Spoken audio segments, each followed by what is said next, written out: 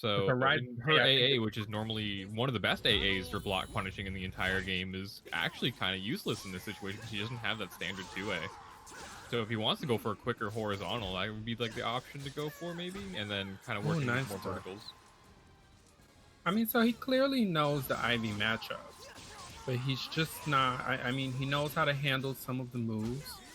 He's ducking the command grabs. So I mean, he really just has to choose his moments to go. And I think that move is 6-6A from Haohmaru. Yep. And it just has not landed yet. I'd like to see him change that up. He's trying to like play like this kind of spacing. And okay, there we go. That's one way to get big damage. Hit those B+Ks. But now he just has to get all the way back in. Nice slide. Oh, barely. Not going to be enough. Yeah. Yeah, I mean, he's doing better. Again, he's ducking the throws, but he has to. It's just like you said with the spacing game. I don't know that he has to play that in this matchup. No, if I'm not mistaken, he can just go in. Yeah, you want to be the aggressor against Ivy. Usually, there's only a few characters. I don't think Haohmaru is one of them that can actually kind of like counter zoner. Gonna get that lethal hit ready to go soon. I think only needs one more. It looks like the spacing is working here. I mean, he's forcing Aqua to come in, which is a good thing, but I think he's... okay, weird controller issue, or just decided to stay down. But in that situation, I agree with it. You had the life lead, right? Ivy, when she has a life lead, you kind of have to approach her, and she's really good at keeping you away. But the other way around, it's kind of hard for her to approach a lot of the time if you have the life lead. And Haohmaru's backstep is actually better than hers, and there's very few that are better than Ivy's. Right, and I mean, here he goes again. He's trying to do, nice lethal hit. And I believe Aqua is trying to get that for a while now. But let's see here. I mean, see, he's going full screen and then he's running in. I mean, I just don't, I think he should just stay in, just go in. He's getting the space there. See, he's getting the space there. So that's where you want to be. Yeah. In the matchup against Ivy, there's like this kind of zone where the second hit of that move completely will not actually it'll whip, and that's kind of where you want to be when your character wanted to be closer to her, but still kind of a little bit of space. It's a bit risky because you're still in CS range and like in like that kind of low grab range, but you can kind of fade in and out of it, and that's kind of where you want to hang out mostly. But this is going to be able to take the round. Has to spend the bar for it, but is in a very favorable spot. Even if Aqua loses this next round, still going to get at least one bar from it. Right, and also a red guard gauge to work with. Exactly, his guard gauge is blinking red, and I mean, Ivy can easily break that if he plays the right moves. Exactly, having those break attacks. 6-6A also can break your guard, so I mean, he has all the tools. Let's just see what he does with it here. Got 2-2K whiff, but unfortunately not able to capitalize on it. Gonna get the counter hit on the 6-6B, converts it into the Dragon Punch, but CS gonna even up this life lead. Yeah, Aqua's been doing that, going into SC just in neutral like that. I mean, Ivy's unless you have bar to really go into her CE, I mean, that she is at risk when you just do it like that. Nice spacing by Febreezy. Yeah, nice duck. And that's going to be enough to get the round. So still that flashing guard gauge. Going to have a bar and a half a meter for Aqua. Febreezy 2 bars a meter. Has Rage Explosion available though. So that is a huge comeback potential. We're going to have access to Eason, which is a I-14 horizontal that goes pretty much the whole screen. And I mean, Aqua's really been abusing 4AA with Ivy, and Febreezy's not. I mean, he was ducking the third hit of that string earlier in the set, but he's not doing it anymore. I wonder if the pressure's kind of just getting to them. Yeah, it could be. Maybe the connection's also playing a factor potentially. But double twitch ducked under the throw. Just totally misses the whip punish opportunity. There it goes again. Doing this 2-1-4 in neutral is just not paying off for Aqua. He should really back off of that. Oh, soul charge. Yeah, pops the Rage Explosion as well. So very powerful situation to be in. Even like a single whiff punish anything is going to be huge damage right there. Yeah, so I have no idea how that mechanic works. But so he has a unique mechanic, which I'll touch on right after this. So his nice. at the top right of, or the top of like right under Haohmaru's name, you'll see a little like symbol, like a Japanese kanji symbol. And that means he has access to his rage when he's in low life, similar to like how when Siegfried goes to low life, he gets Dark Legacy. Haohmaru goes into rage, and when you are in that state in rage, he kind of like gets like a red aura around him, and his skin like kind of gets more red. Okay. You can hold Soul Charge. If you hold it down, he'll do Rage Explosion. And then he has access to Isen, which is that move we saw. And now Isen's damage is dependent on how much Soul Charge you have left. So we saw at the end, it only did 65 yeah, it didn't do that damage. Much, if he had the full thing of Soul Charge, it would have killed. So the more Soul Charge you have left, the more damage that move does. Still be able to get the round out of it anyway, because it is a very solid tool that you have to respect because of how fast it is, but it's like negative 30 on block. So if you do block it, you get pretty much whatever you punish you want. But it would be hard to see coming, correct? You can't see it, you just have to kind of know, but he does have an amazing throw mix-up with it as well. When in Rage Explosion, he gets command grabs that become insanely good. Okay. Okay, well, Aqua went for an outfit change. I respect it. And taking the first round. Febreezy again is getting in that zone that we were talking about earlier, with like kind of within like the 6-6 hold. Yes. But I'm not sure if Febreezy's just uncomfortable with Haohmaru. There he gets that lethal hit, but that's, you really kind of just get a mix up afterwards and just guesses wrong after it. Yeah, wasn't able to capitalize off of that. But I as someone who's gone against Hao as an Ivy player, it is, if you're not sure what to do with Ivy, it's, if you have knowledge of the character you're going to fight, you kind of know what moves to throw out, and you can kind of see here he's just going for, what he thinks is going to work. So I would guess he's uncomfortable with the matchup. Yeah, nice. And about the meter gonna get the round off this. Yeah, so I think like maybe going for like a 6-6B into like the Dragon Punch cancel would probably be a better whiff punish than just going for like a 6B. Because then you get like a knockdown situation and doing more damage. So that'd be something that maybe Febreezy can clean up instead of going for like a 6-6A. That 6-6B is going to net you a lot more reward in that situation. Right. And I mean, Aqua is doing work with this 9B plus K. He has landed it several times. And I mean, Febreezy needs to be aware of that if he's going to try to space out Ivy from that far. That is a threat. She does play the zoning style. So he has to be aware of that, and he's getting hit with it a lot. Yeah, there's like a command grab. Ooh, just raw DP again, but little late on the punish. Negative 18 is that Dragon Punch. Yeah, that should have been a 6-6B punish from Ivy.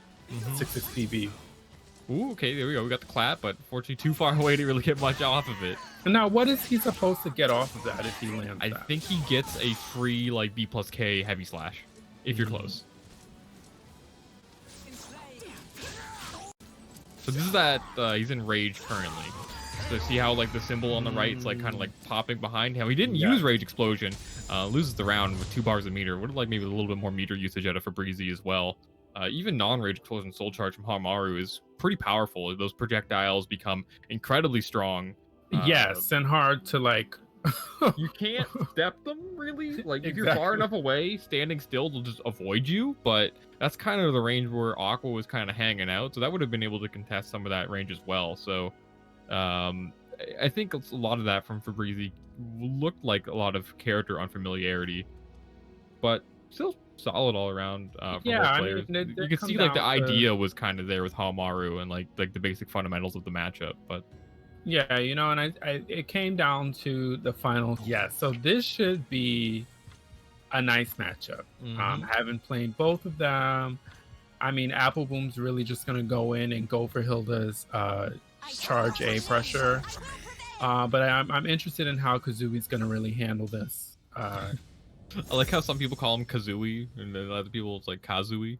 What is it? Did I say wrong? I believe it's Kazui. Kazui. Okay, I'm sorry, Kazui. Yeah, I just like saying Kazui because like I know it's fun, right? I think from like my understanding of like the very limited Japanese I know, like it would be like 3 symbols, Ka, Zu, and then like no, you're right. I can confirm that. Yeah. But I just like saying Kazui. All right, and Appleboom is definitely going for the pressure by the edge of the ring, and Kazui just turns the tables right there. Ooh, second hit 3AA, and oh no, the 1A. No. Gonna get that ring out. You know, and that's how the match started up. They sort of started at this point, and then boom, they were already at the edge. You know, two characters with pretty long range. Yep. They can do that. Yeah, the one thing to keep in mind with Hilde's range is it's mostly vertical. Yes. Because she has that the spear that she has, and her sword is the most of her horizontals, if not pretty much all of them. So Nightmare can kind of, at that farther range, Nightmare can kind of start stepping around. Now that was pretty close. Gets the 2-2B lethal hit. It pops that. Ooh, did he press the button? No. Oh, you missed the punish, but gets hit it anyway. And the ring out. Oh, man. All right, let's see. That's 2 ring outs in a row. I mean, Appleboom's got to do something here. They've really got to keep the pressure up in this matchup against Kazui. Working with those hell sweeps is going to be pretty decent. Well, going to be able to break that Nightmare armor as well. Right, but I think, see, this is the danger. Yeah. Appleboom has already gotten wrung out twice like this, and I think they've really got to go in and do this exactly. Being cannot have, they cannot have their back at the end of the ring. Yeah. Being closer to Nightmare, especially like flexing some of those -12 moves that Hilde has, Nightmares can't really punish that, so he has to kind of like gamble on a punish, which can be annoying. Ooh, nice armor, gonna break right through that. Normally that move is pretty deceptive because the secondary hits on it are like quite delayed, but the armor gonna cover him up there. Nice, optimal, gonna spend the soul attack to kill. Great stuff from Kazui. You know, and I think, again, having fought Kazui a number of times, I think he flourished in this because Appleboom spent a lot of time, you know, trying to play that spacing game where, as you pointed out, you know, Nightmare can really contest Hilde at a specific range because her short sword, you know, it's a short sword. So. Yeah, definitely. She has a harder time kind of controlling that horizontal pressure at the farther ranges. One of her better tools is like 6A plus B, and if you go for the hold, it's not the worst against Nightmare because it should maybe, it might be in time to break the armor because the second hit the break attack. Right. That wasn't really a move that we saw to test Kazui, because it is a bit of a knowledge check to see if they'll step the second hit of it as well. And if they don't, you get a plus on block mid horizontal. Right, and here we go. And Hilde looks like they're gonna play this game, but the Nightmare Reversal Edge, one of the fastest in the game, but loses out on it. That's such a sick animation. It is. So cool. They really did good with her. Like this Oki Blender, it's one of Hilde's strongest points. Spends the Regalia on that sweep. And Nightmare's going to go for a soul charge here, and that's really going to open up a lot of his tools, and there goes one of them. Like that happened to everyone, right? The first hit of 6B hits, and the second hit whiffs, and you're like, oh, all right. And then you get clipped by the follow-up. It's happened to me so many times. Here we go. Hilde's staple combo there. And again is able to land that Regalia attack. Yep. Yeah, it's actually that Hell Sweep Knight's going to break through. Into the Oki. 6B plus K again. And again, that armor is really paying dividends for Kazui here. And I think Hilde should have been able to sidestep that RE attempt, but it doesn't look like Appleboom is ready for it. Yeah. And Nightmare is going to respond with a soul charge. Nightmare, his reversal edge is just so fast that actually sometimes you can't just because of how fast it is. Whereas like other characters you would be able to. Yeah, I think his is the fastest in the game, and then it's also like one of the longest range. I think the second fastest is actually Siegfried's now. That's cool. Oh, nice sidestep from Kazui. Yeah, I think he triple tapped the B, probably went for a 2-2B with punish, but got the triple tap, so the jump B came out. Still got a punish though. And our first soul charge from Hilde. Let's see what she's going to be able to do with this. It's mostly string extensions for her, so like bash. But doesn't look like Apple Boom is able to really get anything started here. No, has and I mean red guard, but fortunately, it looks like the tip range shit of that gets smacked out of the sky. And saved by the soul charge. Now this is going to be tense. What is going to happen here? Both players have everything going for them right now. Some range and Apple Boom gonna get it. I like Apple Boom as well, just kind of like being patient. Well, Kazui was full screen. He's like, all right, I'll just grab my regalias because in Soul Charge he can just she can manually go into them. Yeah, she can manually access them. So that's kind of like a good bait. Kazui being very aggressive, has the wall pressure right now. That's gonna be so much guard damage. Anything can break at this point, even an AGA, but it's not gonna matter. Tries to sidestep away from the wall, but the AGA is gonna clean up that game.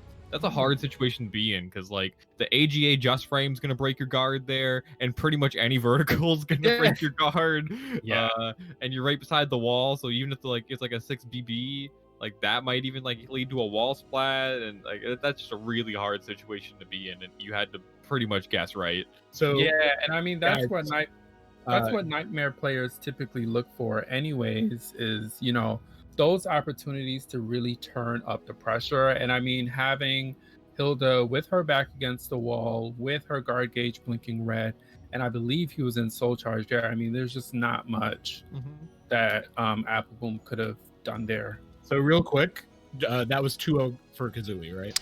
Yeah. Okay. That was definitely 2-0. Let me go shell for a bit. He's considered to be, by many, the best character in the game currently. So picking up him as a secondary in some of your bad matchups where he functions better. And I mean, we're seeing these players explore.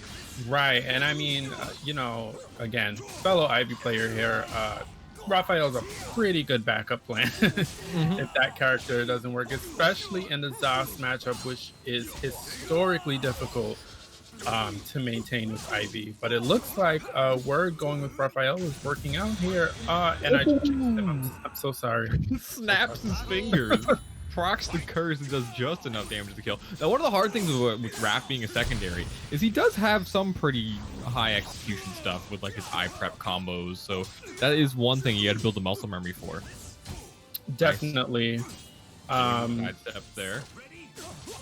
Yeah, and it's that almost had the ring out, and I think that's what Feremuntrus is gonna try to focus on if he's going to be near the ring. I mean, Zasalamel has a lot of options to get you out.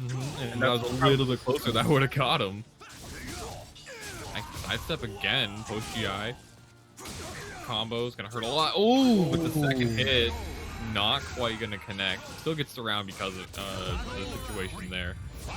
And I mean, Zasalamel has so many options to counter whatever he thinks you're going to do. And in that last round, we saw Word wanting to sidestep and Feremuntrus saying like, no, I know you're going to sidestep.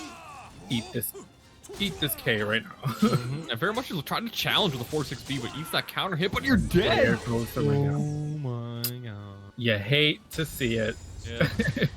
Because with Feremuntrus's gauge blinking red, that gives Raphael a lot of opportunities to add extra pressure into the gameplay. And he just did not get the opportunity to do that. No, trying to look for an opportunity to maybe break his guard, go for a ring out, but Feremuntrus had that 4B ready to go and confirm the counter hit into the just frame, and you can kind of just like mash it. So there's not really like a time. You can kind of just mash it. If you get the counter hit, then you get the combo, and in that situation you got a ring out. And I mean, this stage in particular, Zasalamel, again, anywhere there's walls, he can do a lot of damage and apply a lot of pressure. And then Word, a little bit of character unfamiliarity, drops that combo off the 6-6B plus K. Yeah, I think Word needs to slow it down a bit. I think that pressing a lot of buttons and Feremuntrus is really just responding accordingly, just stopping him in his path or just allowing him to whiff a lot. I think he should slow it down a little bit, especially against Zasalamel, who has a lot of options to punish you and to counter you. Yeah, being very aggressive as well with Raphael, who has a very solid defensive game. We're not really seeing any sort of like quick parade nonsense or anything like that. It's very just like offensive from Word. It doesn't go for the lethal hit, right? He has yeah. the lethal hit for that condition. I think it does. So that's again character unfamiliarity. Yeah.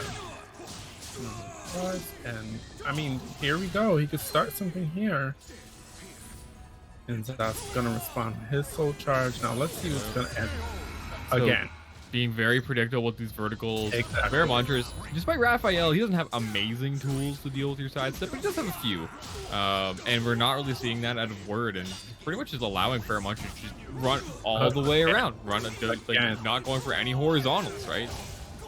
And Feremuntrus showing time and time again, I'm just gonna keep stepping.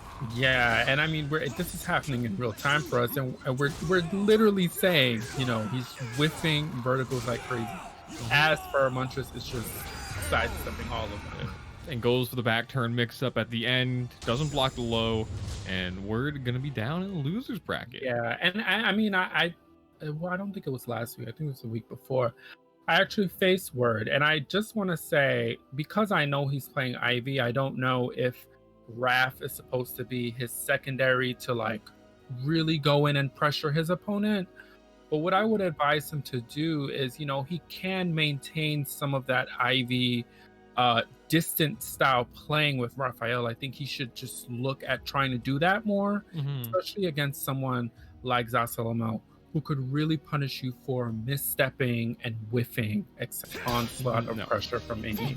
But he does have some solid tools, like what he's doing right now, kind of like backing up and choosing his engagements can be pretty solid. And CJ is showing that, like right there, gonna get that whiff punch from 60B. He has that 60B lethal hit ready to go. So CJ whiffs big, it's gonna hurt a lot, and has his guard flashing red also, so that could play a big factor coming in. Right, but I mean, in this situation, MasterCJ, I think he should just keep the pressure up. And there goes the reversal edge. Ooh, nice. Gets them. We get the just frame. Yep, got the just frame. Oh, but the mash again from CJ. So I am laid for some of that.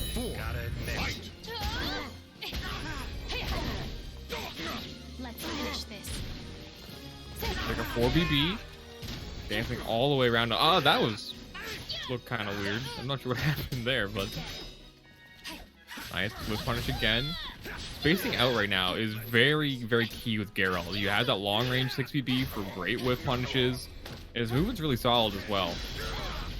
Yeah, but okay, here comes MasterCJ with the skull charge. And I just that move is safe. Yeah, so a few things I saw from what's he going? What is he entered as in this tournament? I'm gonna call him Dan. He's entered as Dan the Nightmare Main. All right, cool. In parentheses, iALT F4. So cool. What is the one that? All right. What's up? I think my game just took a crap. So, I'll try restarting it. Okay. 1 sec. Let me pass my keyboard, please. But yeah, there was a few good things we saw from Dan, which was like kind of like backing up, baiting CJ to whiff like those 4 AAs. Got a little too ahead of him. So yeah, you were saying some of the things that Dan could have done better against MasterCJ. Yeah, so CJ, a lot of what I saw from him doing is like Dan would be like do like an A+B on block, and then go for a slower move. And CJ had 2 or 3 times shown that he was just going to be mashing with 6BB. Yeah. Yeah, are you here? So look, I'm switching between the RTMP and the main feed for the color. Remember what I was talking about? Look, you can see it in this menu, clearly. Oh, are you on your? Yeah, on my main stream. Yeah. Welcome to the stage of history retold. Yeah, like your feed, me. Have you ever felt Your feed, despair? me. Oh yeah. Yeah, exactly. That's what I'm talking Oh, about. you're right. Yeah, well, exactly. I mean, also there's a quality difference, obviously. Obviously, I must look at the color. Just the color. Yeah, I see the deep. Sorry, everyone on the stream. Yeah. Art and I have been talking about this whole chroma capture thing. We're geeking out about it. But anyway, back to that. Nice. Gets the 2-2A parry. You Yeah. don't see that very often. Yeah, he's showing a lot of knowledge in the Amy matchup there, knowing that MasterCJ had advantage there and he went for his auto GI move, which paid off for him. Yeah, Dan has a lot of matchup knowledge and very specific things. Like whenever I fight him with my Siegfried, he's always ducking in certain situations. Geralt has like weird hitbox issues, so he can actually duck like mids sometimes, and he's very willing to abuse them. But CJ mashing his way out again, but the 9K boots to the face. Yeah, nice interruption there, knowing that Amy was going into some sort of transition that he had a chance to get an attack out there. You're gonna get the red rose, has perception. Now Amy's pretty much at her full strength from what we normally see. I love how whenever we talk about Amy and her gameplay, we pretty much just ignore White Rose. Yeah, I mean, like, they ignore White Rose for the most part, so, you know, here we are. Nice whip punch again, steps all the way around, 6BB. Dancing around them. Yes, he's keeping the pressure up, because again, MasterCJ did have his back against the wall, and now the tides have turned. Let's see who's going to close this out. Ooh, the 3A. That I-16 horizontal mid. Can't escape that one. Definitely. No, and CJ is respecting... he's respecting Quen a lot, and you can see that Dan is going in for a lot of the like other options out of it, like going for the I didn't go for the immediate attack that time, but it is a bit of a mix-up, and most of the time it's worth just like mashing a launcher into Quen, because the reward for him holding it isn't that high, and your reward for mashing into it is a counter hit launcher. That makes sense. I mean, it's just like you said, because you know Quen gives him armor, you hesitate to press a button, which is certainly understandable. Ooh, the full charge 3K gonna be able to get the round. Especially against Amy, who has a lot of quick hits. I mean, his Quen could really eat up a lot of her strings if he presses it at the right time. 4AA, just controlling space. Going for that 4B lethal hit was Dan versus the soul charge. Ooh. There we go, soul charge lethal hits. Don't be teching. You just gave yourself more damage. Yes, and Dan is doing a really good job at keeping up the pressure here. And he's backing up now. Gonna take this, push back on block, and just back away. That's all you gotta do. The whiff nice on the 1-1A. Yeah, the move has a lot of whiff recovery. Decent range, safe on block, but it's pretty slow. If you whiff it, you're gonna be pretty susceptible. And again, that's exactly what I was saying about doing Quen at the right time where it could eat up some of Amy's strength. Ooh, it tries to backstep away with that 4AA and have so much range. Cleans up that game. But 2 bars a meter here for Dan. All right, and it looks like both players are hesitating to really press any buttons or whiff any kind of way in the last round of this set here. Yeah, these 4AAs are just picking Geralt apart right now. CJ showing that he's a lot of these situations he's gonna be just pressing 4AA. So yeah, and I mean that's for like a Yurden. That's one of her staples in terms of pressure. It's really hard to deal with. Ooh, nice whip punch on the 2-2B though. A lot of great spacing from Dan. He's trying to, like, a lot of what he's trying to do is just get away from Amy. He doesn't want to be, like, in this situation. Nice whip punch. 2-2B. That is a really, really hard move to whip punish. And the fact that he did it with a move that wasn't just a 1-button super, very clean. And let's see. He's dead. Oh, he's dead. Oh, wow. I wasn't sure if that was going to kill him or not. Oh, no, the soul charge? Nah. That does so much damage. That move's cheap. And could we update the names? Well, match doesn't matter now. Yeah, it doesn't matter now. That's my bad. Sorry, guys. Okay. Alright, anyway, we are in there, guys. What's up? About to get Yeah, so I think both players really, I don't know, this is really, it's actually like really great counterplay from what CJ was doing. There was a few times where we saw Dan going for like a lot of these backsteps and everything, and CJ kind of just like caught on to his game plan. So a lot of 4AAs to just making sure so he couldn't get away from him and just keep him close. Right. And then when Dan had frame advantage, you saw CJ going for a lot of 6BBs to make sure that Dan kind of just had to either do a quick move that wasn't going to be a lot of damage off of, or go for some sort of read to counter it. And so a lot of these times it was like CJ was kind of in control, even when like he was at a disadvantage. It was still like he was controlling the match because of like how he was able to use those tools like that 6BBs. He even did it on wake up a couple of times where he would just wake up, do 6BB, because you can do it from crouch. So as you're getting up, you can do a 6BB. And he would just disrupt his Oki entirely. He went for like a force block kind of thing. But when you mash like that, it doesn't really work. That is true. And I mean, the 4AA, not only does it keep him close, it also stops him from stepping. Yeah, it does. We got so many run counters we saw from CJ going in there. But now we're going to We have Mr. Incendiate and Steller. He chose Xianghua in this matchup. Maybe because of the lows that Xianghua has access to, like things like 3A. It could be annoying. Yeah, but then again, you know, Xianghua plays, I mean, she's another one of those characters that kind of like stick to you. And against Nightmare, that's not totally a bad thing. No, but these 3As and all these lows are going to be just disrupting armor from Nightmare. So it's going to be hard for him to really do much about it. Yeah, Xianghua will be quick on her feet, and there should be a lot of whipping on Nightmare's end. But again, as he's done right there, if he just keeps his spacing like that and whiff punches when he can, definitely a doable matchup. But again, against someone like Incendiate, who has so much knowledge of this game.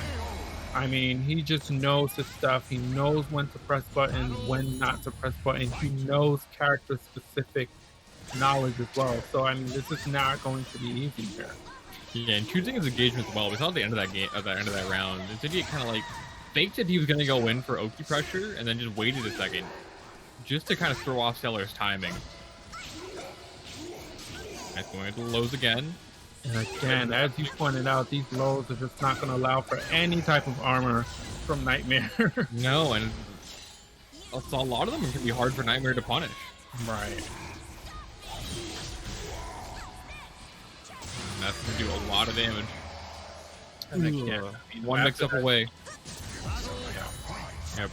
That is a real mix-up after that critical edge hits, so you do have to guess right after it. Right, either a low or a mid. But again, Steller is just going to have to keep spacing out like he's doing here. But I'm wondering if he's getting the right punishes, because he's just kind of poking at him when Incendiate is giving him these really big whiff opportunities.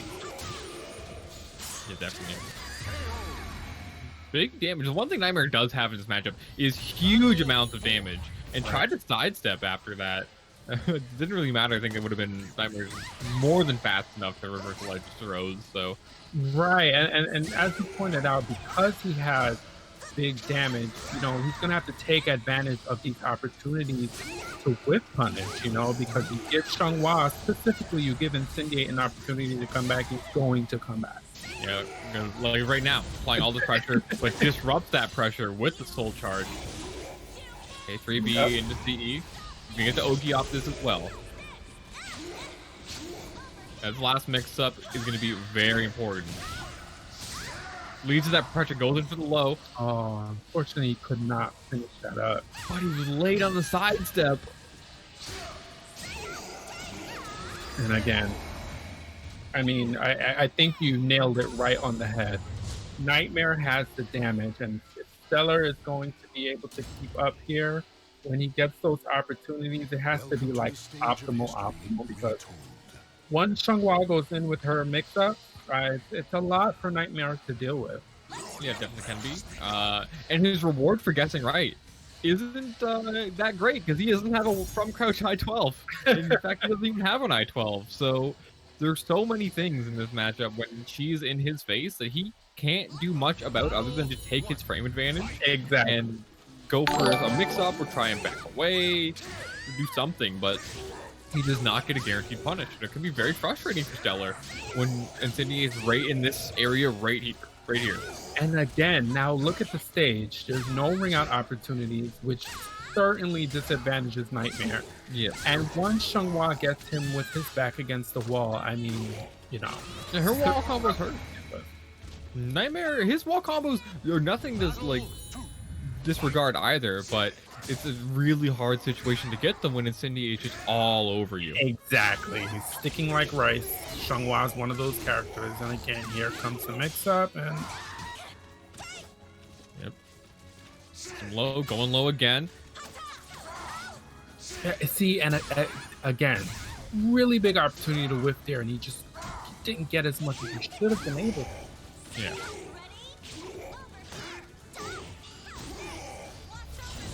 CE. Is this gonna kill? I don't think it's gonna kill. It might. Yeah. Oh, okay. Yeah. It's always hers does less damage, so it's always hard to tell. All right, and I don't know what Steller could really do here. I think spacing out is always a great option. Nightmare does have the range, and he can knock her away, right? Like kind of there, but he's missing out on a lot of these whiff punches, going for a throw. And I think he should be just doing more damage here, and he's just not getting it at all. Yeah, even if you're getting like a whiff punch, like a 6 BB, it's still gonna push her away and knock her down. Has a life lead, but decides to just run in and go for a mix-up, and now you give Incendiate the opportunity. He didn't have to work to get back in. You gave him that opportunity.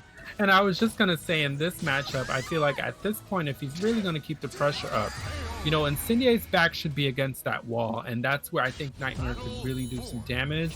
But it's just been opposite this entire time. Opens up with an AAB. And then now, yeah, exactly. His back to the wall. Steps the full crouch 3B, but again, no punish. Yeah.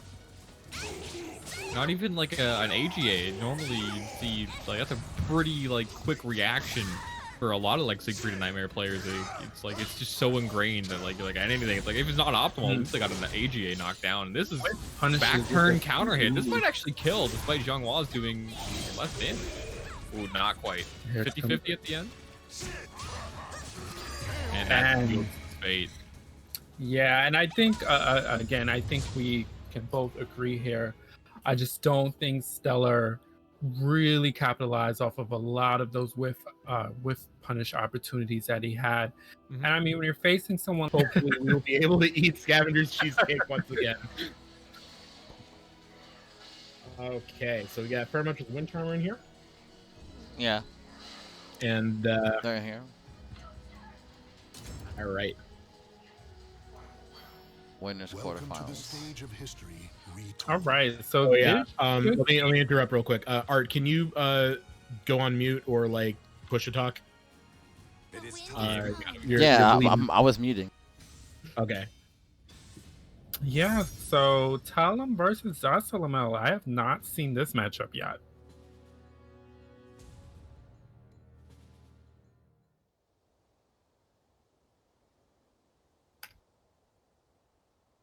Yeah, it's she has pretty actually decent tools. 9B can actually jump over some weird things in this matchup.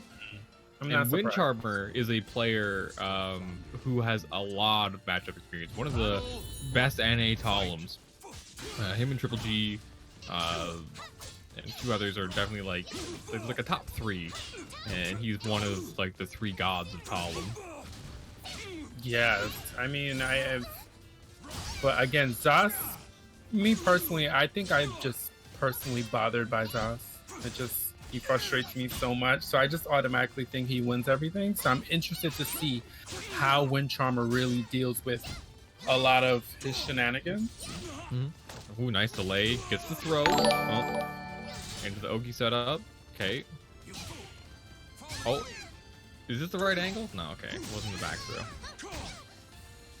And again, look how much damage Feremuntrus was able to shave off of Windcharmer just with that one sequence. It goes on the 6 A's, 2B plus K. Tries the challenge again, but that 9B gets him on the counter hit. Yep. Yeah, it's really good patience from Windcharmer because, like, in my mind, I pressed so many buttons and he didn't. So that's why he won.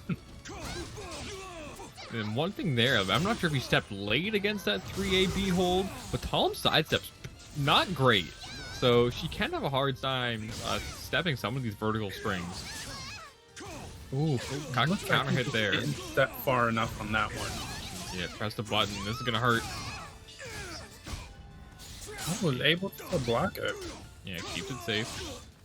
Okay, nice counter hit to the A+B, and that's gonna take that round. That was a great to end it off. Flip doesn't decide to proceed to any pressure and baits the whiff from Feremuntrus, able to just get back in on an engagement that he wants to go into. I agree with backing up there because, I mean, just one button and Zas could have gotten a ring out there.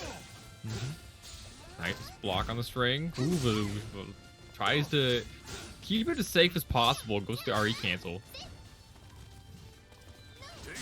And again, Feremuntrus' gauge is blinking red here. So, I mean, I would think Windcharmer would want to keep this pressure up.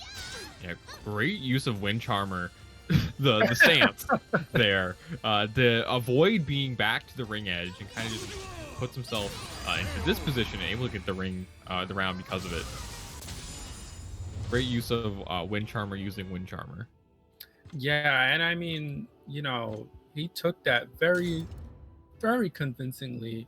And I'm seeing now that even though Talim has her own shenanigans, she can hang with Zasalamel in that space. Because, I mean, Feremuntrus just wasn't able to really get much started, due in part to Windcharmer's not only knowledge of the matchup, but his spacing as well. He would kind of go in, and, you know, once the edge of the ring came, he would back off completely. I mean, good job by him.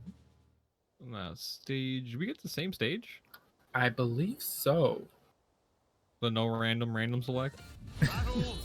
Yep, same stage. Oh, immediate run up throw. Okay, well, that's one way to get a curse. And that's with curses is super scary. As access to all sorts of combo extensions can make that move safe.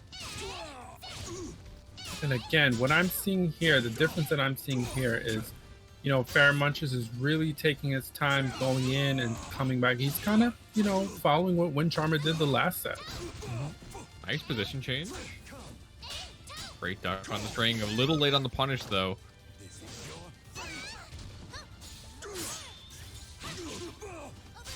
Windcharmer keeps himself safe. Yeah, I mean, Feremuntrus is he's avoiding a lot of this, but wasn't able to capitalize, but is able to finish out strong there. Yeah, gets the counter hit confirmed into the full combo, and that does enough damage to get the round. Pet crouches under 2-2A and tried to sidestep that jump flip attack. That move tracks like crazy. Yeah. It is -14, but still tracks a lot. Oh no, I think that was an attempt to get a ring out there. It just didn't connect. And again, Zas's gauge blinking red again. Talim does a lot of guard damage. A lot of times you're kind of just blocking out these strings that she's doing, and it adds up quite a bit over time. Yeah, and I mean, Windcharmer's trying to pick his moments to go in here. And this delayed 6-6A+B. Feremuntrus thought he was going to go for a low, Twitch ducks into it, and gives Windcharmer the round. Plus on block, and again, Feremuntrus is not in a good position here with his guard 20 red. Ooh, backing away, tried to get that whip punish. A little late on it, but respectfully, nice. Yeah, nice and whip punish. Yeah, Windcharmer is like ready for that. Yeah, very patient as well. Making sure he wasn't going to get hit by the second hit. Letting it whiff, but there's that first CE. Yeah, and I was just going to comment on that. That's the first CE we've gotten from Feremuntrus, which is, you know, that's one of Zas's best tools, so... Yep. Ooh, the disrespect with the 4-6B. Pops the curse. Takes a clean, like, 70 damage. And again, Windcharmer's just really trying to pick his moment, but, you know... Feremuntrus, a little bit too patient that run, I would say. And dominant around for Feremuntrus. Let's see if he can keep it up. Nice block punish. And again, I just feel like Feremuntrus' guard gauge has been he's red. I like the soul charge. Yep, that's a great way to avoid a guard break in that situation. Big combo here. Gets the curse. 4-6B. Look at that damage. There we Gets the guard break though. This is gonna hurt. Doesn't have the meter to get the max damage, but the slide! Oh no! And because her life was low, I think that's like almost unpunishable. Wow. Way safer than a normal slide kick is. Damn, you hate to see it. You hate to see it. I mean, he had it, and just again, that's what I think Soul Calibur 6 comes down to. Just does your character have better shenanigans than the other character? I mean, in that situation, it's hard because like she can go for the 6/6 A+B there, and then at low life, that slide becomes so good. I mean, Amy or not, you could put on quite a show. So let's see what he does with Amy here. Nice, gonna get the wall rising A block punish. Thanks so much for subscribing. Oh my goodness, they're buffing that next patch. Has that been confirmed? I know that they've been talking a lot on Twitter, but I haven't kept up with it. Yeah, they've been saying a lot of changes that they're intending on doing, so check Twitter to get the most of it. Okay, nice. Gonna go in, throwing these roses around. Only has one of each rose at the moment, so if he loses this round, it's gonna be a pretty bad spot. And the counter hit on the IGDR. linkorz pressed a button, so extended his hitbox into that IGDR. Yeah. 1-1K, gonna take the round. Yeah, and it was just like you were pointing out, as an Amy player, you want to try to get one of those roses stacked the first round immediately, so you have more options to go into the next round with. And he's still stuck with one rose each. Top soul charge, but significantly less scary without roses. Only has 2 red rose at the moment. Counter soul charge. Ooh, gets the +8. Decides to teleport away. Oh, the teleport's right behind, but wasn't able to get much off of it. Nice. Force block. Oh my goodness. If you don't block, you die. Yes, that's how fighting games work. You just block everything. And Airworthy is looking in a great position to take this round, but that whiff going to give linkorz one more red rose. And again, linkorz is one of those people. Well, I mean, in general, you don't want to give your opponent a chance to come back, But without red rose perception, already down half life, this is looking very bad for linkorz at the moment.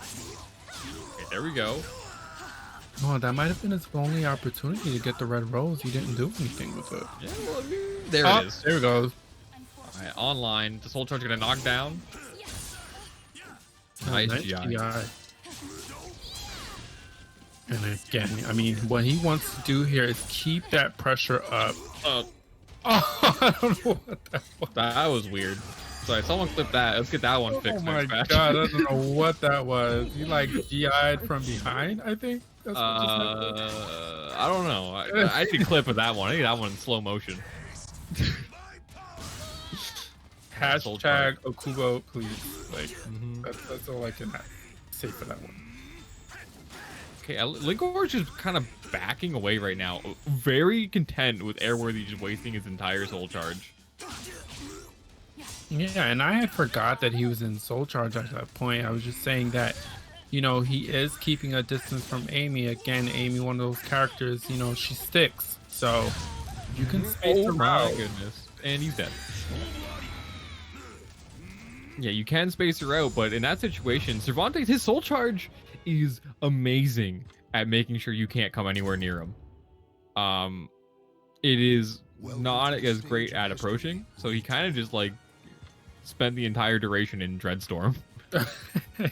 It's kind of what he did in that match. Yeah, linkorz is like, all right, I'll just be full screen, but Airworthy is able to make it work. Hit him with those 1As, and Airworthy is quite content with going for 1A online. He knows it's hard to block. and I kind of respect the decision of doing it. I mean, hey, if it's gonna get you to win. Nice sidestep on Amy's. Was that A+B? That was A+B. It's the front throw tech, but the random IGDR connects, counter hit. Ooh, but the Amy's so small, doesn't get hit by the wall splat combo there. No, I guess one rose into unblockable, wasn't able to sidestep that in time. Nope. Okay, 2 roses. And again, linkorz kind of turning up the pressure here, not giving Airworthy a chance to. And as I say that, he goes right to the wall and does the IDGR shenanigans. That's so when Cervantes has a life lead, it can be very difficult for Amy to kind of do anything because he's just so good at backing away and hitting you as you approach him. He has tools like his A6, which is probably one of the best ones. 3B plus K when you're whiffing. And if you whiff bigger, you know, you can confirm like a larger whiff punch like an IGDR. And, well, sometimes you get 2A+B lethal hit, and that just really hurts. Yeah, and again, linkorz is trying to stay in, but Airworthy is really doing a good job at spacing him out. No punish on the while rising A from linkorz there. Side throw. Ooh, and it kills. And no red rose perception again going into the 3rd round. linkorz it's been very hard for him to get red roses against Airworthy because of the way he's been playing. I wonder, is it that he's...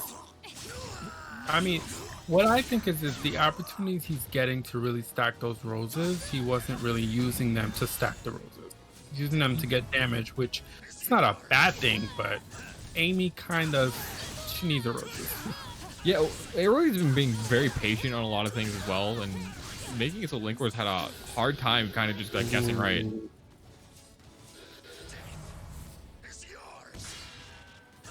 Soul charge into soul charge response. Gunshots, no go. And that's... Oh no. The K2 gonna take it. Airworthy, very dominant. Very. That was very, very good from Airworthy. Very defensive, forced linkorz to come to him a lot, which is one of the harder things in the matchup for Amy. Yeah, and I mean, we saw that on 2 different stages at that point. You know, letting Amy, I mean, if you want to make her be full screen, she's not going to get her damage from there. So, and I also think, you know, perhaps if linkorz used those opportunities that he did get to, you know, attack Airworthy, whether it be like a whiff punish, maybe if he had used those opportunities to stack the roses quicker, because as you noted, we kept going to the 3rd round, he just had no roses stacked. Yeah, I mean, it was hard because like, a lot of the time, like Amy needs like either like a whiff punish with like a vertical or with like throwing like a 2-2B out. And when he was in close, going for like the 1Bs, Airworthy blocked almost all of them. Yeah, that's true.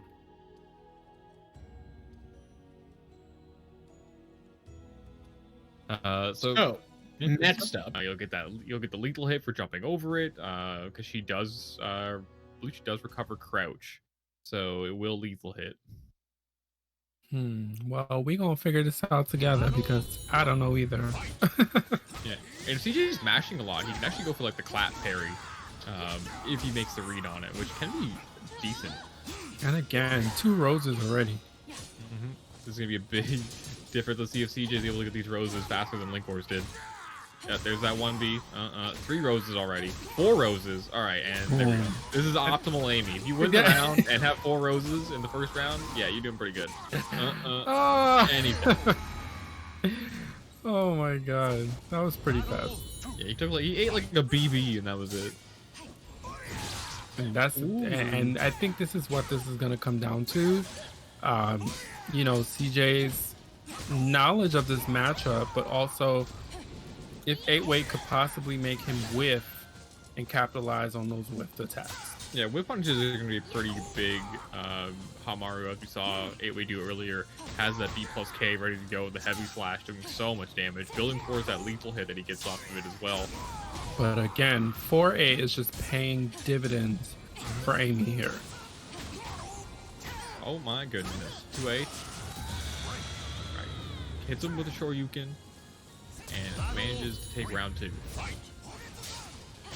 Well, that's one way to lose like 50 damage. Yes, pretty solid punch, and goes for it again. Oh, there it is. That's what I was talking about earlier. He couldn't have gotten more from that. Off the lethal hit, I think you just get the heavy slash, but he needs one more to get his first lethal hit for heavy slash.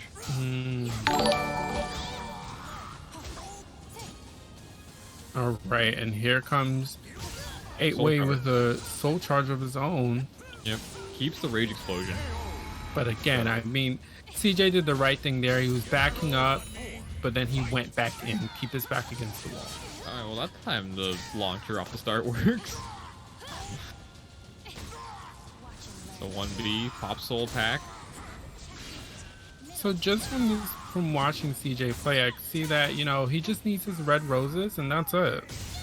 Yeah, pops rage explosion now. There's that command grab I was mentioning earlier, which makes it just so scary. A lot of damage. But Amy doing a big rip of damage as well when she has that red rose perception. Oh, no one's punished. Well, that's gonna hurt. Goes to the earthquake slash. Blocked it with a little bit of chip damage coming through. Okay, well, that's something you could do, but you're gonna die to a full crouch 3K. Yeah, I was just waiting to see what would transpire there. And the flashbacks that I was getting is, you know, when 8-way plays Tira, he kind of does, you know, try to bait you from full screen to come in, that kind of thing, and that's kind of what he was trying to do there. But CJ was able to really work around that. Thanks so much for subscribing. People in the chat, yeah, that full crouch 3K does combo into BB. It is plus 14 on hit, and it super tech crouches. Thanks to Ford the Ocean for the sub. Much appreciated. Everybody remember to sub to NYCFurby. Get our mans paid.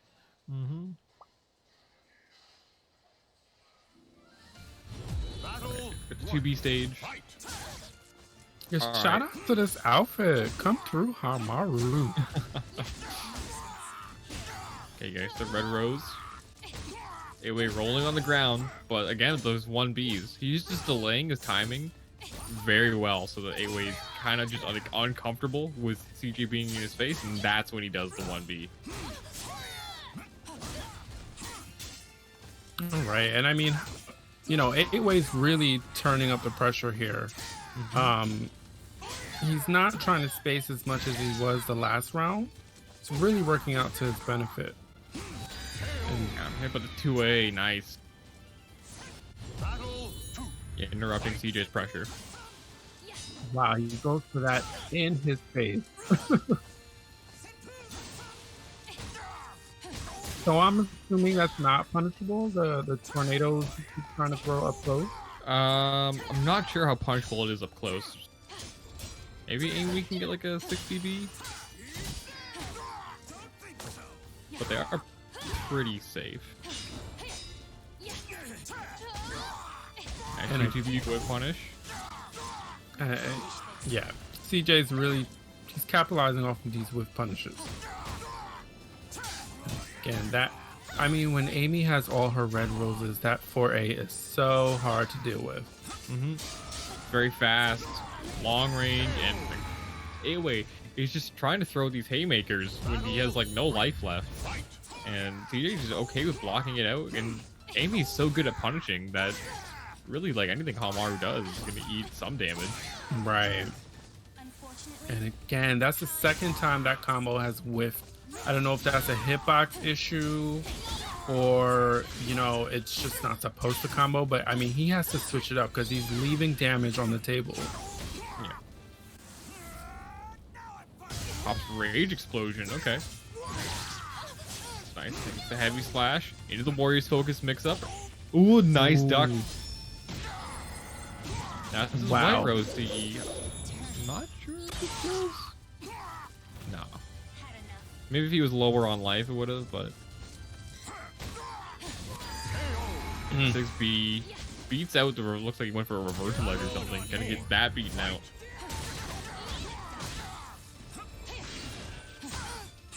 Yeah, and I mean, CJ, he, again, I'm going to call him 4A from now on. Trying to get his back throw. Went for the low, but a whiffed. Pop soul charge, gonna get this +8. Nice 2A. Gets the punish. Ooh, huge damage off the heavy slashes. I mean, the amount of damage that just did. Yeah, ooh, and the reversal edge. Okay, 8-way. Staying in alive right now.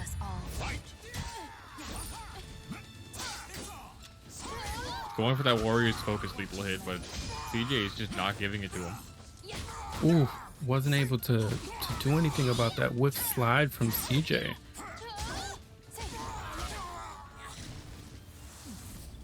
And the full charge. And 4As. You know, just you literally can't do anything about it. So That's such a great neutral tool. It's one of the reasons why Amy is so strong. Soul charge gets +8. And the whiff punish. and if you look at that, he was at tip range and it whiffed. Tip, Yeah, if he was just a G. little bit closer, that would have landed. Yep. Just like pixels away from potentially getting that round. Yeah. All right, I'm excited for this next one. Up with the 66K. Yep. And then fades in and out. Baits the whiff from Incendiate, gets the punish. Nice sidestep again. This is what Hilde wants to be doing, right? She has all these amazing whiff punish tools and the movement to make it happen. Some of the best movement in the game Hilde has. Her backstep's great. Her sidestep's pretty solid. But Incendiate gonna come back. Right, and as we describe how good she is, she does. All right, Went for it again. open up with 6K the first match, open up with 668 the second match. Neither one of them landed, but Yeah, he went to sidestep afterwards, but looks like he got counter hit trying to press a button a little too preemptively against Incendiate. And the 2A gonna just do enough. I can't Extra believe that distance. worked.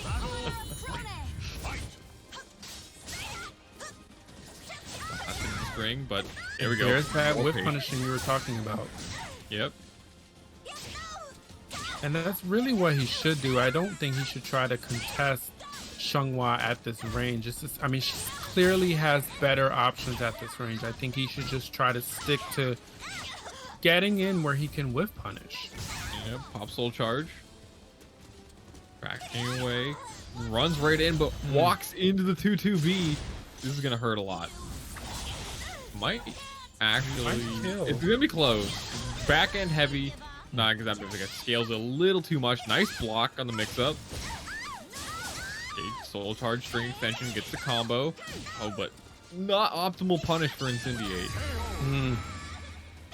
But And I mean, Omen went for it there. I mean, he tried to use his Regalia attack to really get as much damage as he could, but unfortunately, he was not able to land it.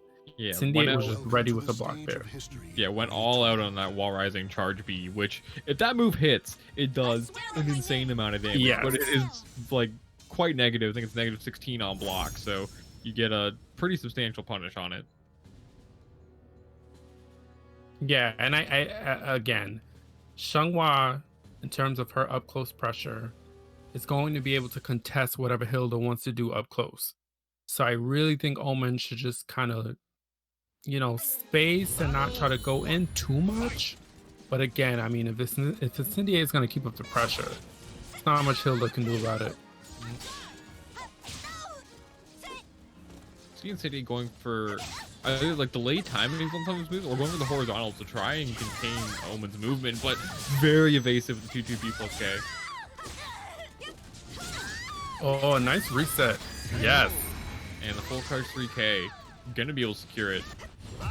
Yes. I thought he was just going to let the guard break rock, but Yeah. Nice mix up from Omen.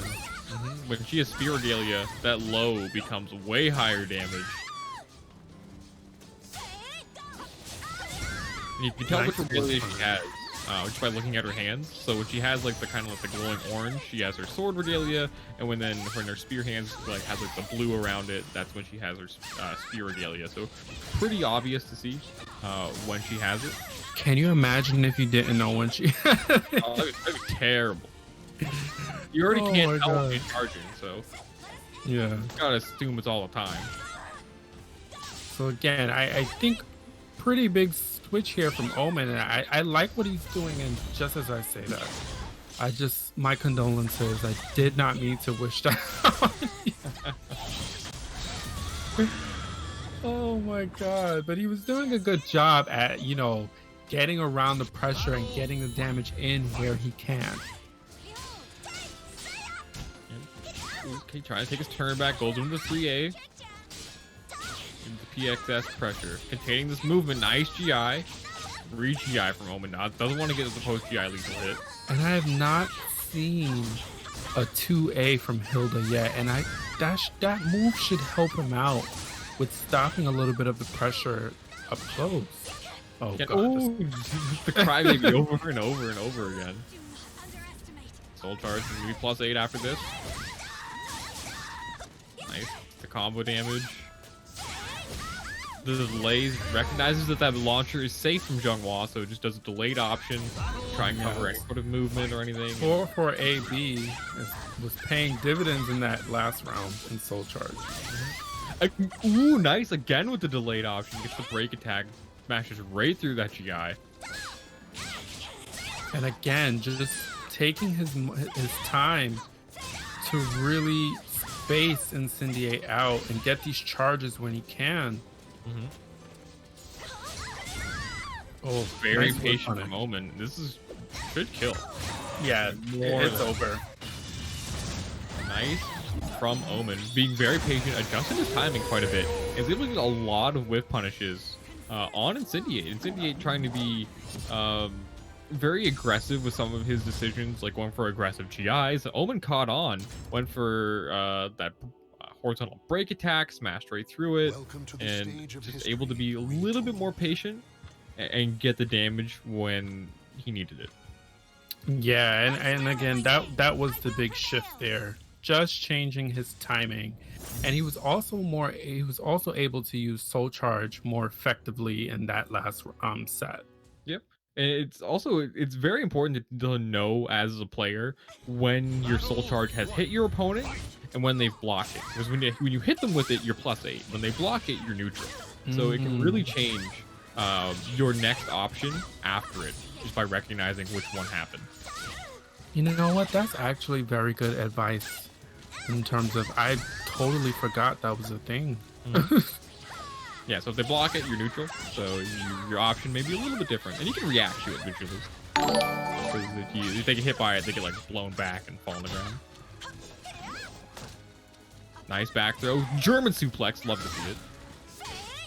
No crybaby now. Ooh, didn't get the punish on the 3B, but went for the GI and Incendiate, able to just sneak right past it.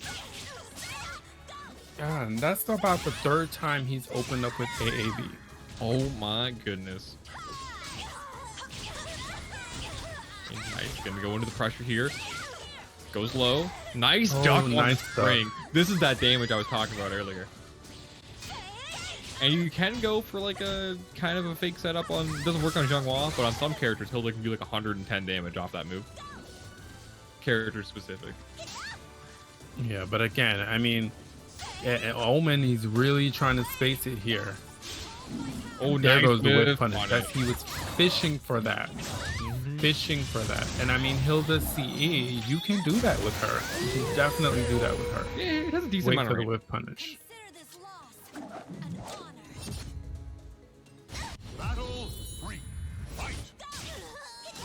Opens up with a 3B.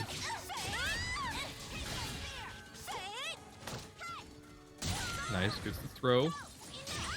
Whiffs another 2-2B. Incendiate needs to get a little closer. Maybe he's expecting Omen to like peck to the side or forward or something, but miss spacing those 2-2Bs. It's giving Omen a lot of opportunities to get these big whiff punishes. Nice break on the throw. Oh. Try to interrupt, but the soul charge extension gonna get hit by that. Oh, but speaking of extension, 4A. That's 4. Is it 4A? It's 4A. That's 3KA. When you have 3K, yeah. Regalia, yes. you can do 3KA, and she does the extension where she swings her sword afterwards. And Incendiate just didn't think he was gonna go for it. Yeah, and I mean that was a good. That was the first time we saw that move too, so it was a really good play by Omen. Mm-hmm. Yeah, and you can't hit confirm the 3KA, so you just got to do it.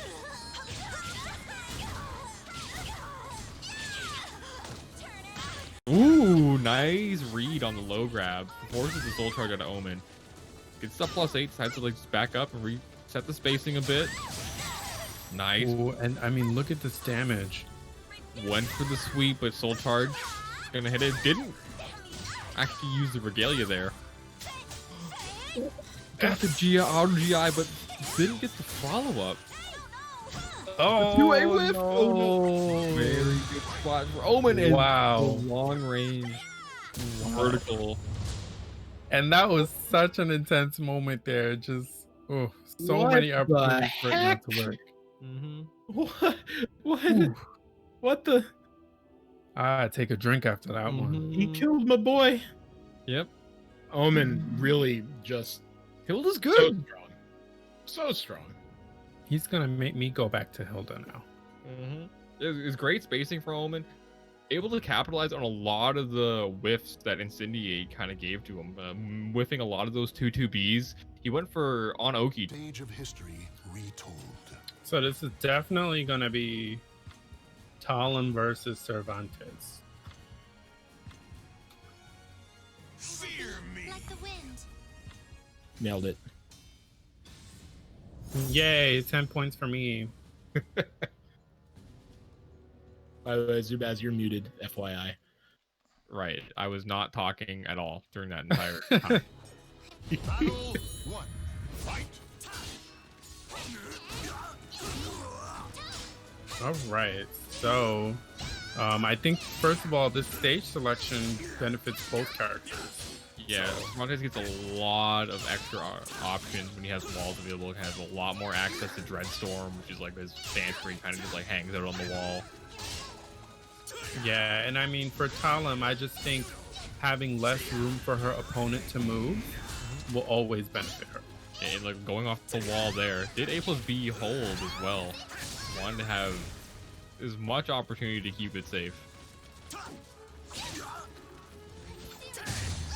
Nice 2A+B lethal hit. Gonna hit him out of Windcharmer. It looks like he went for like a Windcharmer AA or something. All right, he's rolling and Windcharmer's just not having it. Nice hard read from him. Yeah, that flip just gonna be a little too fast, looked like, for his A to connect. GI, 6-6 A+B. I'm not sure if that was a drop or a reset. Right. Like, hey, we'll go with reset. Nice setup. Yeah. Got him closer to the wall, I guess. Nice sidestep from Windcharmer. You know, knowing that Cervantes was just going to do the disappearance shenanigans into a vertical, he's able to avoid it. Mm-hmm. Ooh, gets the guard break, and he's dead. Look at the damage on that. Yeah, didn't pop CE, but there's a CE. Windcharmer taking this pretty convincingly. Well, no. I mean, he barely got through, but that lethal hit really made a difference. Up to 2K, but doesn't get anything out of it. 6-6 A+B pressure. Nice. Gets the Mars and K after it. This is horizontal, so I think he can actually beat like everything after that, which is not a lot of characters can. Nice stuck on the high. Able to get him against the wall. Here comes the wall pressure from Cervantes, and again. Yeah, fortunately Cervantes against Talim, she's one of the characters that doesn't get relaunched by that 3B at the end of that wall combo. Yo, we hit 100, and I think Yeah, thank you. you were Yeah, thank you. trying to win for that.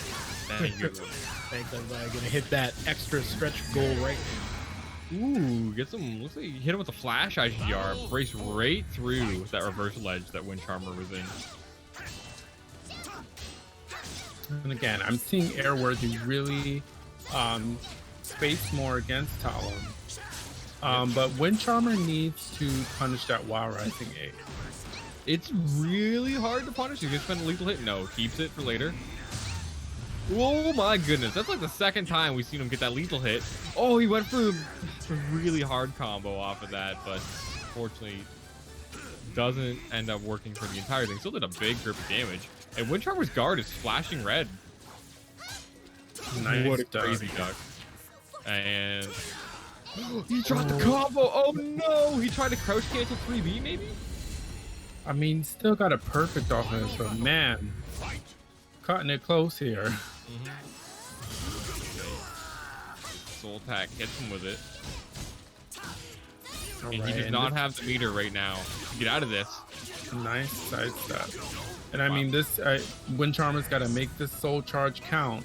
Because here comes Airworthy with a soul charge of his own. Yep. Oh my goodness. Hits him with the teleport.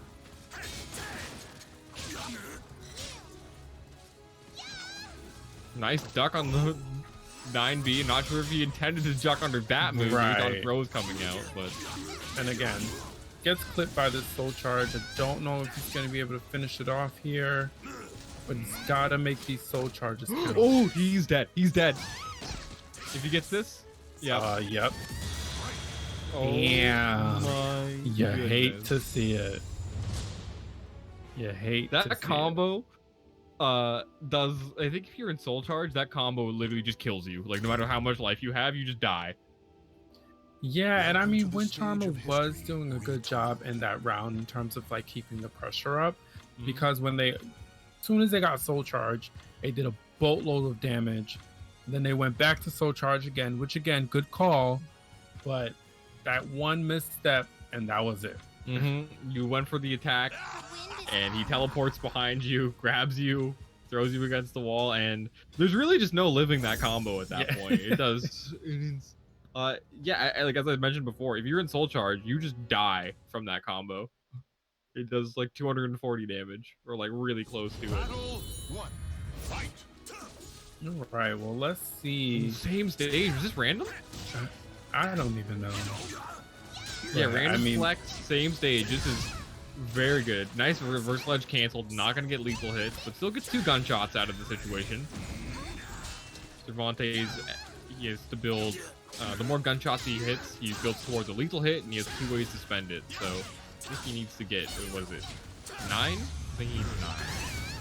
And I would like to see Windcharmer sidestep a lot of these A+Bs from Airworthy. He did it during the last set and was able to capitalize off his damage, but it's not getting it here.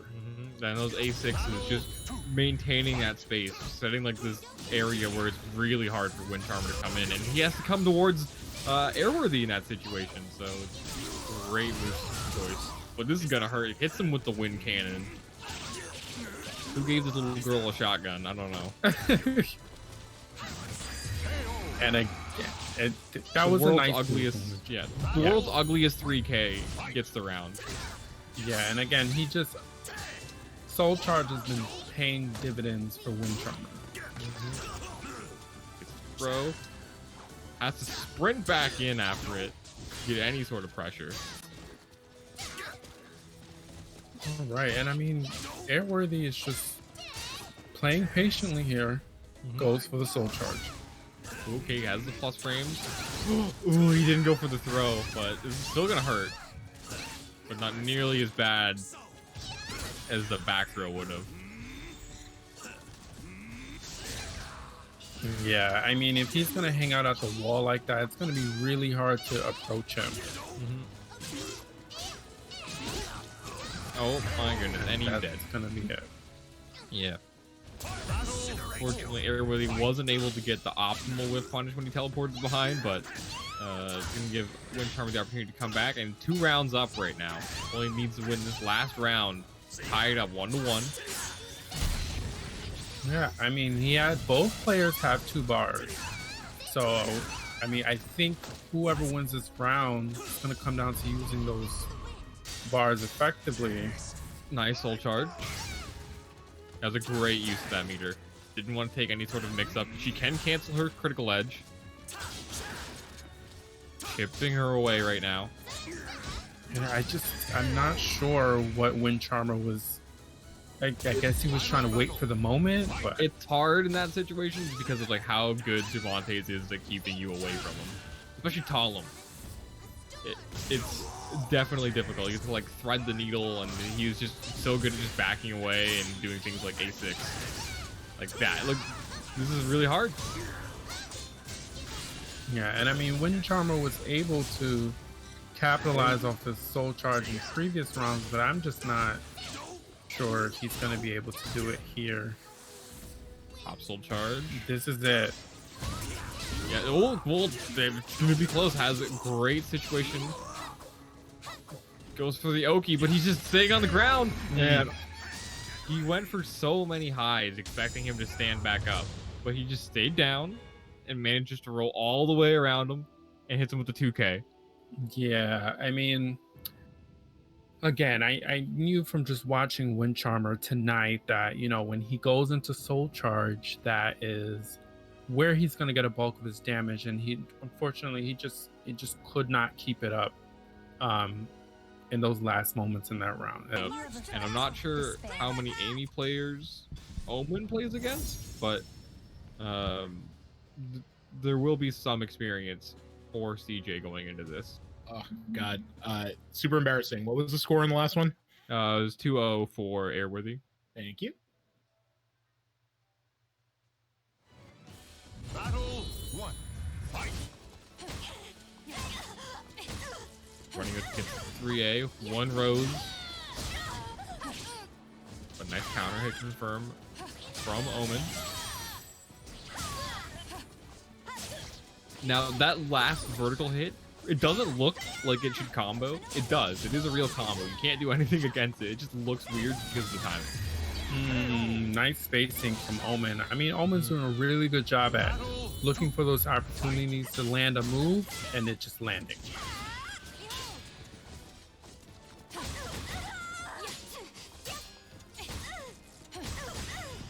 It's 2 roses now, but still CJ without roses is a much weaker character. Still a solid character, but when she gets that red rose, Nice lethal hit over the low. He knows that CJ wants to build his roses, and one of Amy's main way is that low hit. I believe is that 1K or 3K? I know I don't remember what he went for. Yeah, I don't remember remember what she he went like for. stabs your toe. Oh, 1B. 1B, yeah.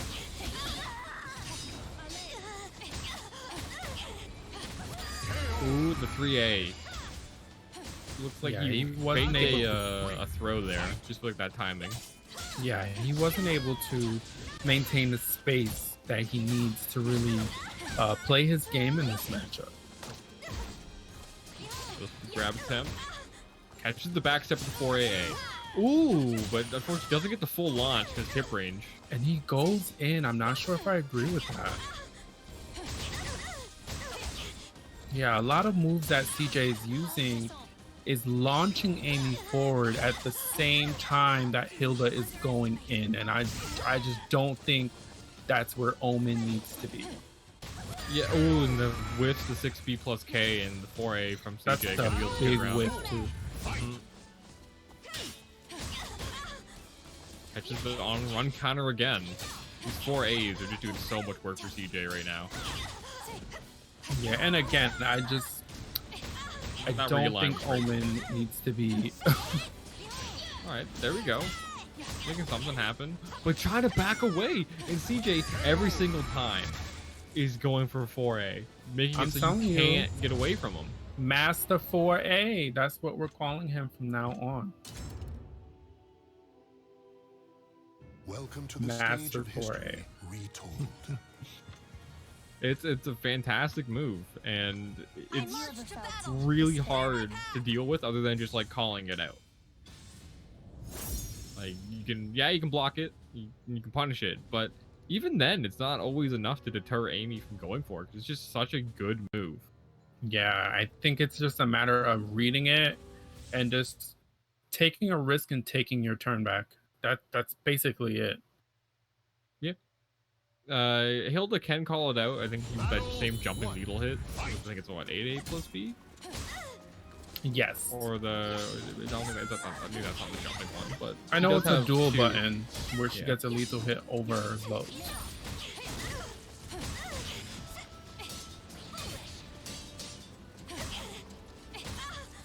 And again, this is where CJ really shines. He managed to stack his 4 red roses. And delayed the 4 AA at the end.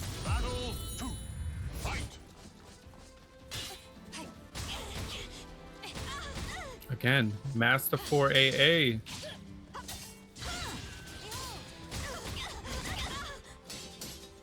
And funnily enough, I'm not seeing any 2As from Omen, and that's what I was calling out in one of his other matches, is that might, you know, if CJ goes for 4A and Omen blocks it, perhaps his 2A could stop some of the pressure he's experiencing right now. But I'm just not seeing those moves from him. It can be, maybe if he's charging A.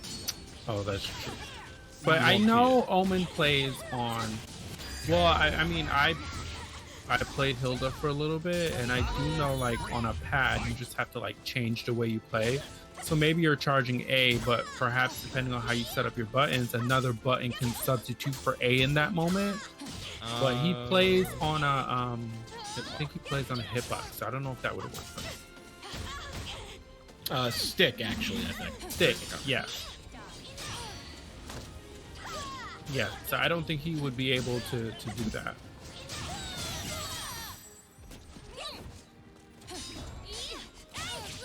Nice challenge. Counter hit AA, and there. Charge the C5B.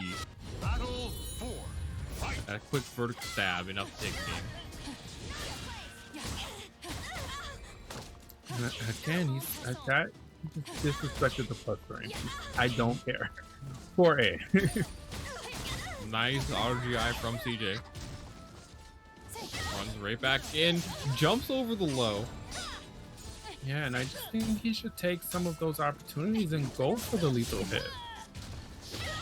Yeah, you're gonna have to try and call it out more. CJ's doing them in like a lot of the same situations.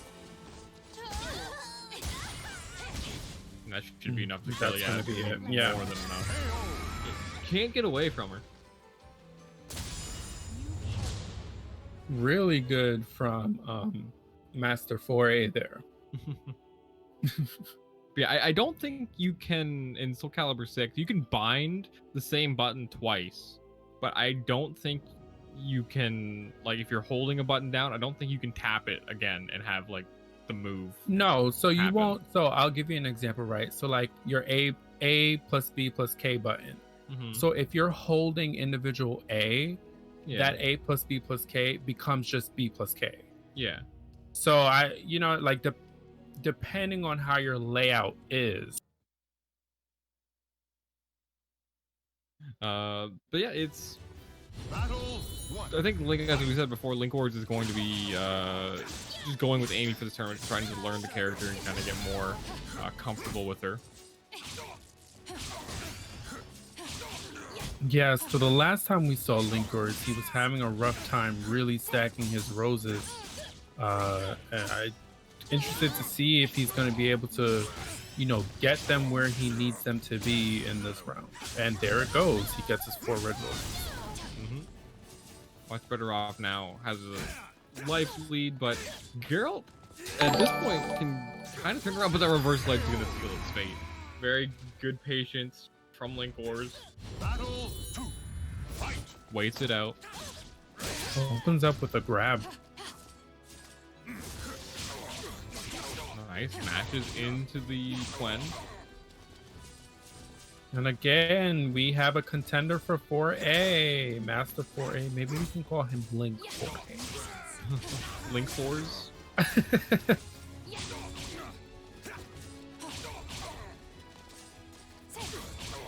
And I mean, again, 4A is just paying dividends.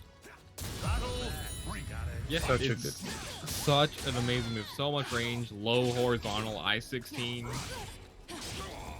Oh, we tried to grab, no, back turn B plus K, instant jump. Ooh, nice feint out there. And goes for the AMS grab. AMS grabs, if you tech them, they are plus 8 if you tech an AMS grab, which is like a little spin she does. Oh, look at that whip punish. I was beautiful. And he's gonna go he's for a dead. grab and just told him no. I live so as not to lose. Yeah, very, very good spacing from linkorz. And again, compared to how we saw him earlier, here he was just able to really stack those roses early on. Yep. And make it work from there. Sticking with Geralt. Dan also plays Siegfried, but I don't think he's been playing him as much, mostly focusing on Geralt. So decided to stick with it.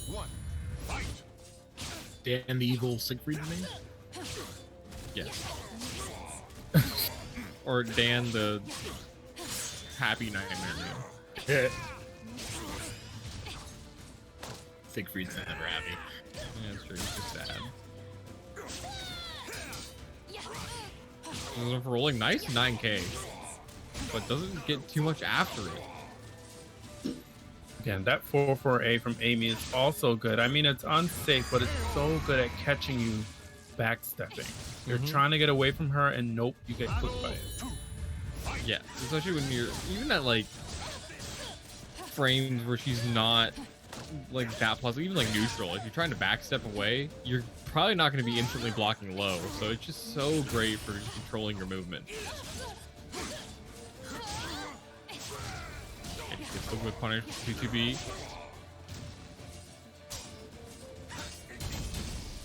Pushes away with the 6BB, but that's going to be a block punish, yep.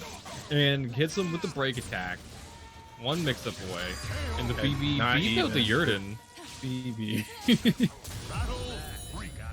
Straight up BB. He gets him with the tag trap. Nice 6BB challenges after the rose. Yep. Oh no, I think if he had just gone for 2-2B, that might have worked there. Oh, Geralt though, with grab range, one of the better ones in the game. He'll be grabber and catches, counter hit 3A. It moves so fast. It's also a crazy long range, fast horizontal. It's just not a low, but it's a really great mid. And again, now we're seeing Dan fight back against the 4A. He's immediately pressing a button afterwards. And I think that's what he just has to do. Yeah, goes for grab as a whip punish, but gets attacked. Right, it's gonna do a decent amount of damage.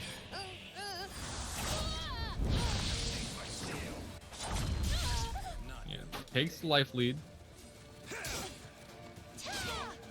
Oh, but cat crouches under the throw. 1-4 AA away. Well, but the 2-2B just gonna ring out. Oh my god. He really just sent him right out of here. Yep. Right out of the tournament, actually. Well, he is out, but congrats to Dan making top 8. That's pretty good. Can't argue with it, you know? But on the other side, we got Incendiate and 8-way funds.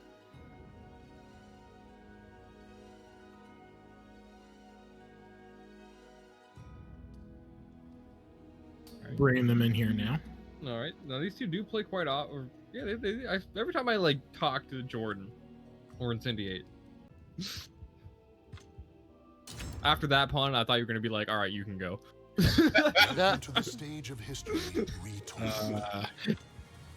Listen, there's a pun limit, and you have not yet hit it. All right, I've not hit the pun limit. Not hit pun limit. You Not gonna be temporarily there's a banned. few more, but I gotta. I'm on thin ice right now when it comes to puns. So we're getting Tira versus Xianghua. Gonna be able to be very, very like good and up close to Xianghua in this matchup, and take advantage of a lot of things. Probably a lot of habits that 8-Way does as well. Just from, like watching these two play. So there can be a lot of things that Jordan is going to be trying to take advantage of, just like the habits. But it's going both ways as well. Yeah, because I mean, as you pointed out, these two play each other all the time. So. But either way, if you're Xianghua, you're going to want to stick to your opponent. That's exactly what Incendiate's doing here. It gets him with the second part of the string. 8-Way trying to just be classic 8-Way Tira of 4-4-4-4-4, but Incendiate chases him down.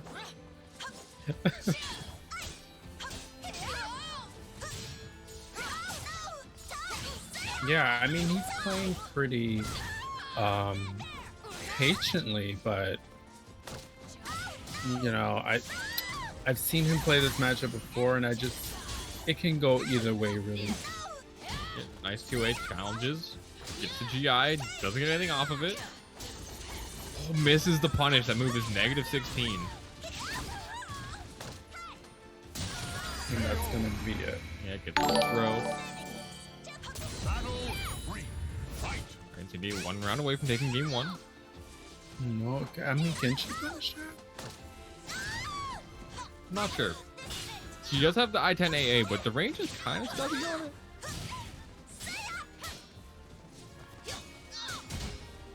Again, I mean, 8-Way's trying to find his way here, but Incendiate sneaks in with that 4-4 A-hold, the tech crouch on it coming through. able to duck that horizontal, but And he's dead. never capitalize. And And it's going to close it out. Yeah, blocks the 3B, gets the punish.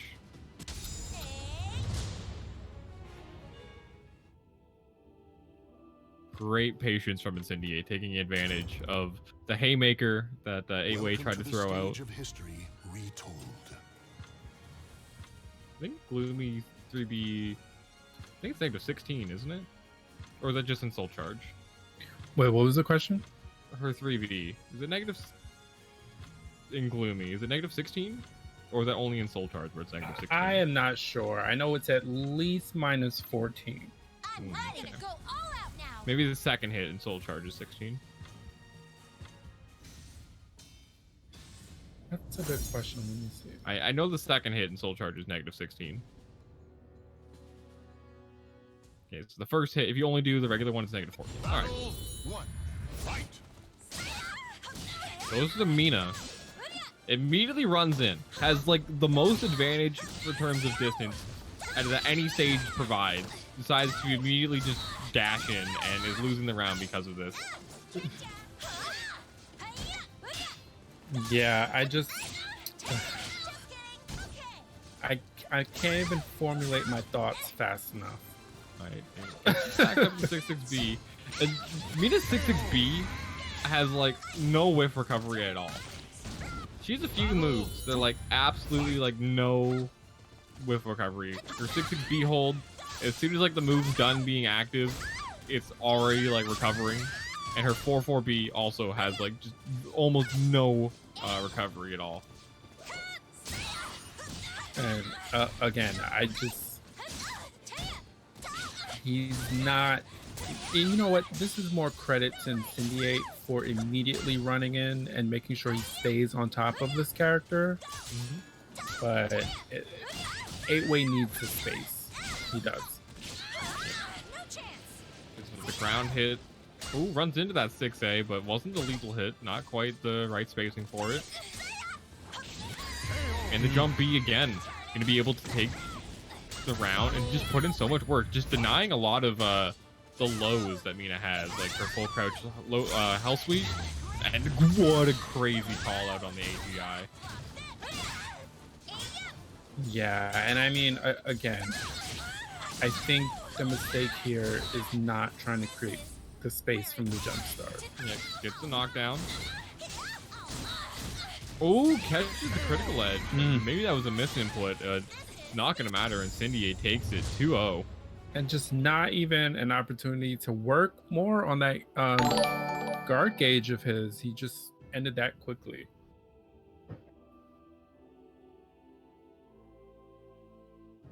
Yeah, we were able to be very dominant. You could tell that he was very comfortable in the matchup there.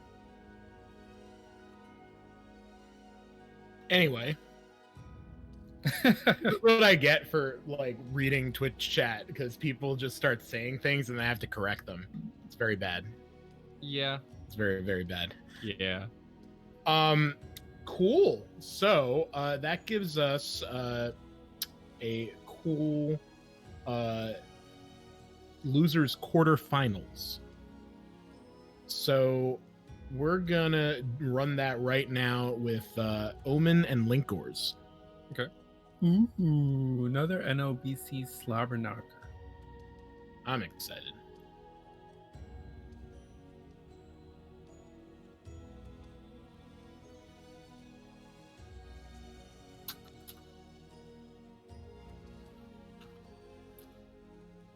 So it would be another Hilde versus Amy, and I saw in the chat afterwards that Omen does not like fighting Amy. So unfortunately for him, has to fight an Amy. One less experienced than Amy, but linkorz just as a player is just amazing. So it's gonna be still difficult nonetheless. Yeah, let's see if linkorz saw what CJ did in the matchup and is able to add that to his game plan.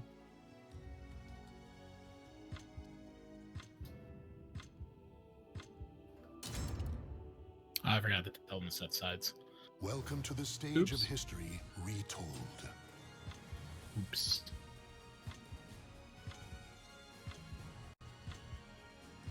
Oh, Art, grab that team tag out of there.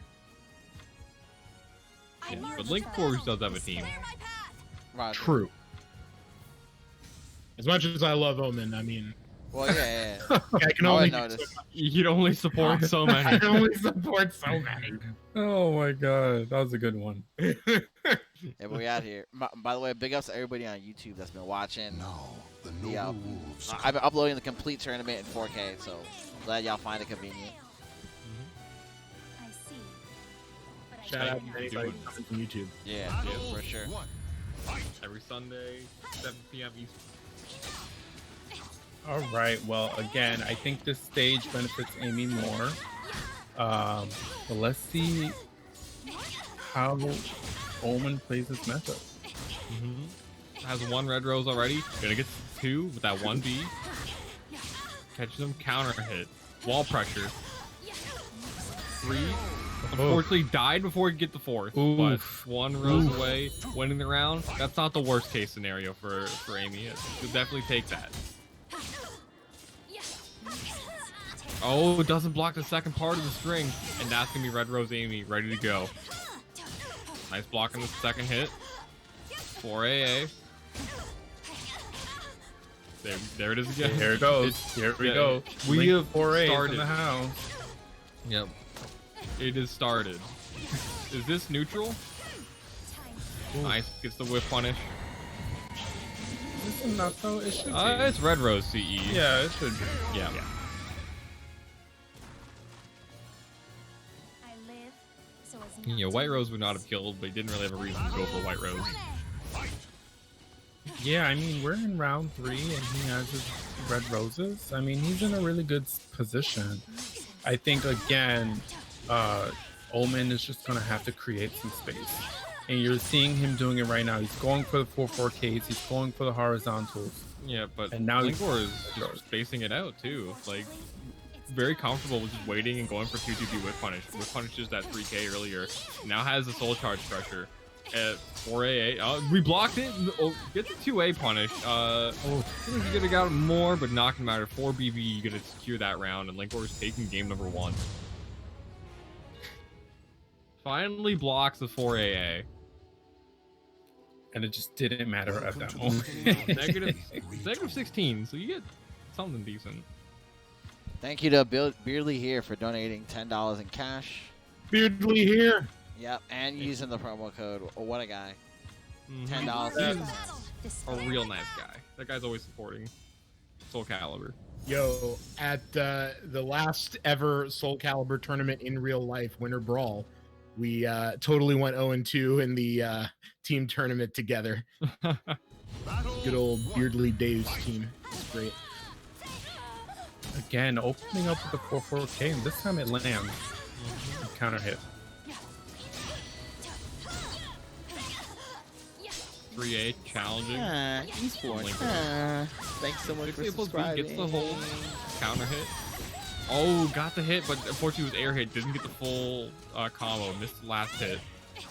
Thank you to Zay Zay for subbing. Appreciate it. Ooh, and the extension with the regalia. Can you imagine if those things carried over the next round? Let me cheat. Oh, nice.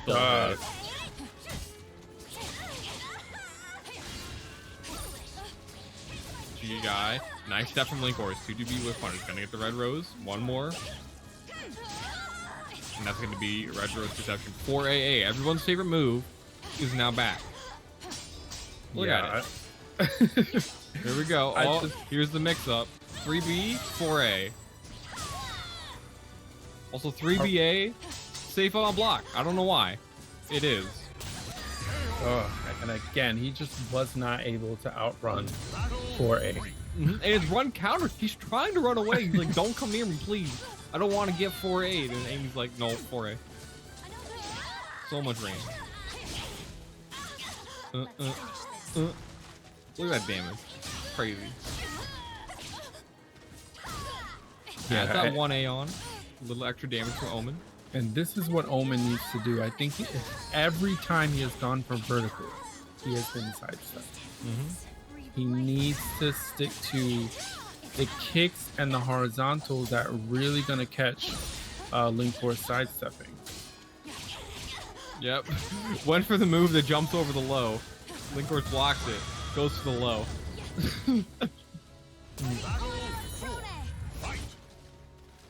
See if Omen can get something started here, but again goes in with the 4-4A. Another move of Amy's really hard to deal with if you're trying to space. Nice. Gets the sidestep with the air hit. That would have been a perfect opportunity for maybe 2-2 B plus K. Yeah, the air hit maybe even just mess with that too. That's true. Sometimes it can be hard to whip punish Amy on something. Like if you sidestep a 2-2B and kind of whip punish a little too early, she's gonna be airborne. Sometimes it works in your favor, sometimes it doesn't. It's kind of character dependent. Oh, this follow up kill. Oh, but sidestep's the low vertical. No, linkorz that was it. Oh, okay, there we go. Nice, as long as okay. linkorz is just very confident with sidestepping right now. Omen has been having a very hard time making it so he stops stepping. Even when he gets like the counter hit charge A's, not really enough to make linkorz stop. Yep, but here we go. Some big damage here. Yep, has wall pressure, gets the sweep, doesn't pull the trigger on the regalia. He's not going to be able to land that a third time. Or is he? Maybe. But he's going to get the opportunity to land it, right? Yeah. There it is. Oh, there it goes. Prove me wrong. That's right. But coming in 4AA. Do it again. Oh my goodness. This is going to hurt. Low life. Counter hit. All right. And you died. Oh. I live so as not Oh to lose. no. Yep. The last little phantom hit. You don't expect it, but you get a little bit of fall damage at the end. Wow. Wow. And that's kind of what I was mentioning earlier. Hilde, at that farther distance, has a hard time stopping your sidestep. And linkorz was at that range, just mashing sidestep, saw the whiff, got the CE whiff punish. Alright guys, real quick, gonna push that match arena again. Thank you guys all for watching. NLBC. Make sure you guys Stage of history. One of these young men will be eliminated from the tournament, and the other will move on to fight linkorz. Let's do this like the wind. which is like technically a victory, but not one that I would enjoy. Because your only reward is fighting linkorz. And if you lose, go eat dinner. That's pretty good. I mean, these two characters are just designed to be in each other's faces. So I mean, let's just see what happens. Yeah, so that's 6A plus B from Xianghua, which is the auto GI. If it parries, it lethal hits. But on normal hit, it's actually negative 16. Because the second hit does not combo on normal hit.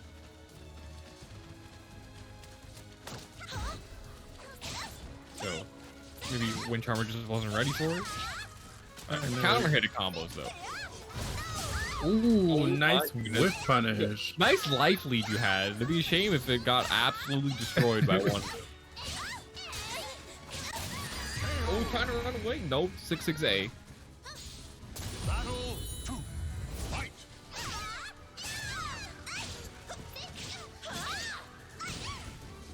Yeah, I mean, these two, they're doing a really good job at being patient with each other. What the hell? I don't even have an amount. Oh, nice. Is this going to connect? Yeah, it is. Yep. Yeah, these two players play quite a bit. Gets the Oki off this. Fortunately, just leaving him with the pixel. Very scary situation to be in with a low. Wasn't able to run from that one. Yep. It is a mix-up on block once you block that mid. Which normally is not a very scary one. She can go into another mid or low, right? Yeah. Normally, if you're not going to die from the mix-up, you would just commit to a sidestep because she doesn't really get anything off the low, and the mid is more scary. But in that situation, you just have to guess. Nice, gets the punish. Windcharmer one run away. Both players gonna have 2 bars of meter. Oh, okay, just run into the 3B right. Okay, okay. I can't believe Windcharmer ducked on the third, like, situation there. Oh my goodness, holds it down all the way. And again, Incendiate's gonna respond with a soul charge of his own, create some space. A lot of whiffing here on both sides. But, you know, Incendiate's keeping up with the pressure. Ooh, counter hit. That's going to be enough. Tying it up. So Windcharmer going to get an extra bar now. And again, this is just going to come out to... Wow. He's able to get, like, back to back. Are you kidding me? Oh, nice. Tech jumps over the low. Talim CE, I think it's like a frame 2 tech jump or something like that. It's crazy. Yeah, it just landed perfectly there.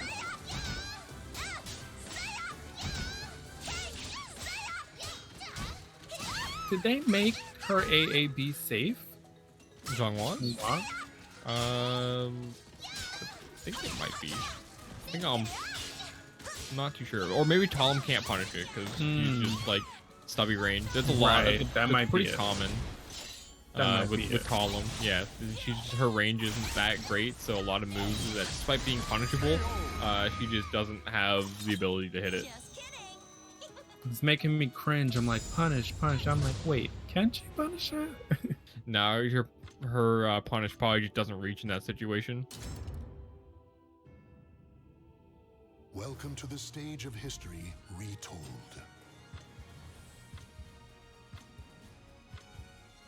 So I don't think we're going to see a character switch at all. No. We see an outfit change. Sometimes that's enough of a power-up. It sure is for me. Be bringing out them looks. It's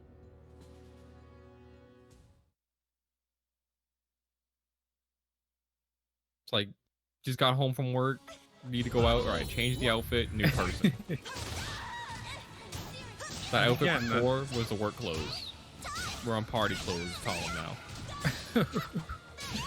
Again, stage change, but not really changing the matchup. Both of these characters still gonna duke it out face to face.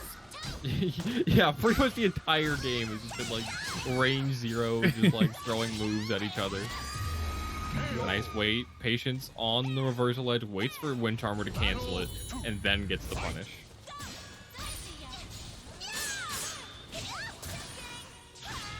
Ooh, gets the free crouch grab attempt, doesn't go for it, went for the mid. That was a crazy setup from Incendiate. You do normally, after that move, that break attack, you block it. You have to get a free CE or a free crouch grab attempt. But went for a mid instead. That's crazy. I've never seen that before. Oh, Crybaby did not work there. Oh, now it does work. So if she side turned, it won't connect.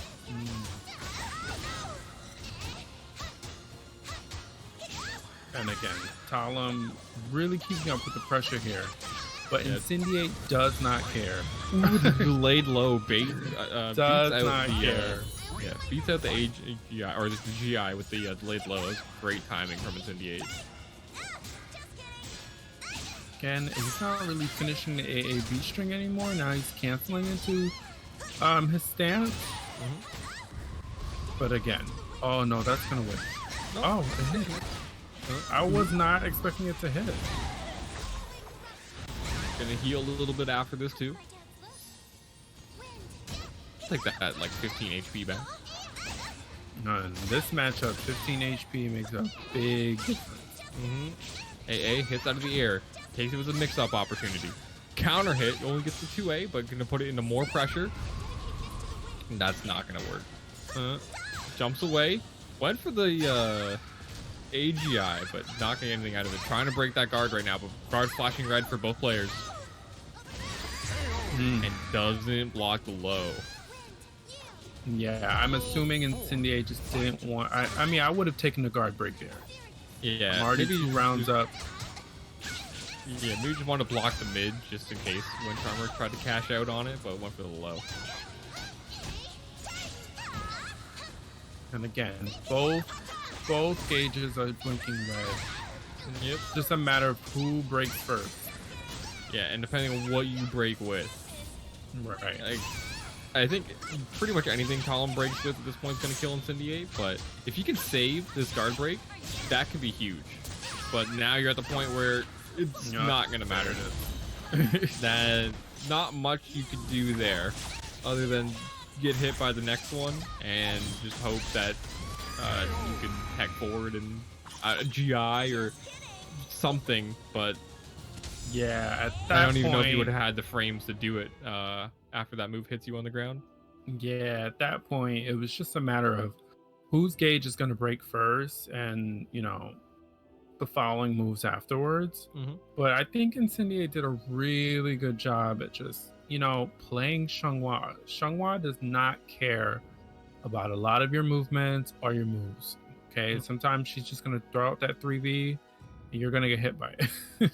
It's like that sometimes. You know, she's gonna throw out, and a lot of her launchers, which are safe on block, also track like a lot. Like her 2-2B, you can't really sidestep that move. You can like back up and make it whiff, but it's not a vertical launcher that you can really sidestep because she just moves and the hitbox is just so active that you're just gonna die for trying to sidestep that move. The full crouch 3B. I actually forget. Zubaz, do you know? Sorry, the whip. FGC Fight Club. You know what? That's the only one I don't know what day it's on. I think it's on Tuesdays. Well, I feel dumb. I think it's Tuesdays. Tuesday sounds right. But yeah, Tuesday. So, you know, definitely check both of those tournaments out. Anyway, back into it with winners finals. All right, MasterCJ versus Airworthy Impact. Yeah, we saw Airworthy earlier on in the tournament beat linkorz' Amy, but CJ's an Amy main, so he's gonna have a little bit more familiarity, a little bit more comfort with the character. Right, and again, 4 roses stacked the first round. You cannot go wrong with that. And this is interesting here. Nice He A. just waited. Yeah, that was a great single A to catch the teleport. I wonder if that's like if he teleports in front, it beats that. If it's back, you just get the back turn A. That's a really great counter if that was intentional. Yeah, because he got his 4 roses and then he just totally made it out of there and let Airworthy play with the wall. Yeah, he had no reason to approach either. Huge life lead, stage is massive, so fully run away. Right, Airworthy would have had to make the move to go in, and that's exactly what happened. Yeah, something that Cervantes kind of struggles with is going in. He wants you to have to come to him. Okay, jump over. Delayed the A plus B. Yeah, tries to sidestep it, still gets clipped. Yeah, yeah. So that full crouch 3K, that's plus 14. Yeah, and it like super tech crouches and tracks like crazy. Oh, so something else she doesn't need. Right? Yeah, I think it's like only like negative 12. Very safe. He gets the nicest punish. And gets the gunshots off this. IGDR, 2 more. Alright, that's 5. And goes for A plus B again. Oh my Another goodness. lethal hit. More shots. Yep. Into the wall combo. I mean, what? Airworthy always goes for these super swag combos. Like, even if they're not optimal, he always goes for like these max IGDR combos. Oh no, Amy, her hitbox is so small, the BB didn't connect. Normally the BB get BB there for free. That match, but I'm still not over that ridiculous combo he did. Right, some wall pressure here, and I'm sure Airworthy's gonna want to keep him there. Yep. That's where the soul charge came in. Teleport's fine. A6B, totally containing the movement from CJ. Went for regular GI, not even resist impact. And that wasn't be it. Yeah, no, it wasn't a back turn hit. Somehow, I guess like she spins around during part of that move, so it ended up being a forward turn attack, even though he was technically behind her. Right, just one of those things. Yeah, 3D games, you know. Sometimes characters, it's like Secret Nightmare, like their AGA and ABA. You can actually back throw them out of it if you time it right, because they spin during the animation. Cool stuff. All right, well, here we go. 4 A's are certainly coming out with the 4 A's. Going off the wall again, but CJ totally fine with this. Like, all right, cool. Like, we got 20 seconds. And you can see there, Airworthy was prepared this time. He went for the GI, and CJ just wouldn't let it happen. But now he has all of his shots. You gonna spend it here? Still opts not to. Okay. Are you gonna try and go for a 3B plus K or get something? Again, CJ's perfectly fine. Nice call out. This is gonna hurt. Send it here. Yeah. Oh, okay. That was a reset of some sort. Okay, nice from Airworthy. I mean, he really made that count. That was crazy. I think if CJ blocked that, Airworthy probably still would have gotten the wall, because he did like the Dreadstorm B where you angle it, and he angled it towards the wall. So I think even if it was blocked, he would have been in Dreadstorm, which is still not like a bad place to be. That was great awareness from Airworthy. I wonder what adjustments CJ can make, because they're both adjusting on the fly. We saw the first part where he waited for the teleport and just hit him out of it, and he tried it, it didn't work. Both players are adjusting so quickly.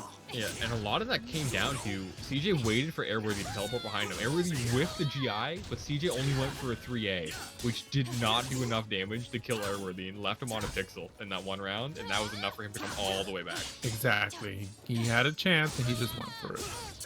And it's crazy because he had his gunshots stacked up, and we were both like, when is he gonna make it pay? You know, like, use it. Yeah, it scales pretty heavy off some combos, so I understand why he didn't go for it, and then went for it when it was like a good setup with the wall. Okay, gets the side throw, gonna take the life lead. A plus B plus. It goes for A+B hold again. K-slide A.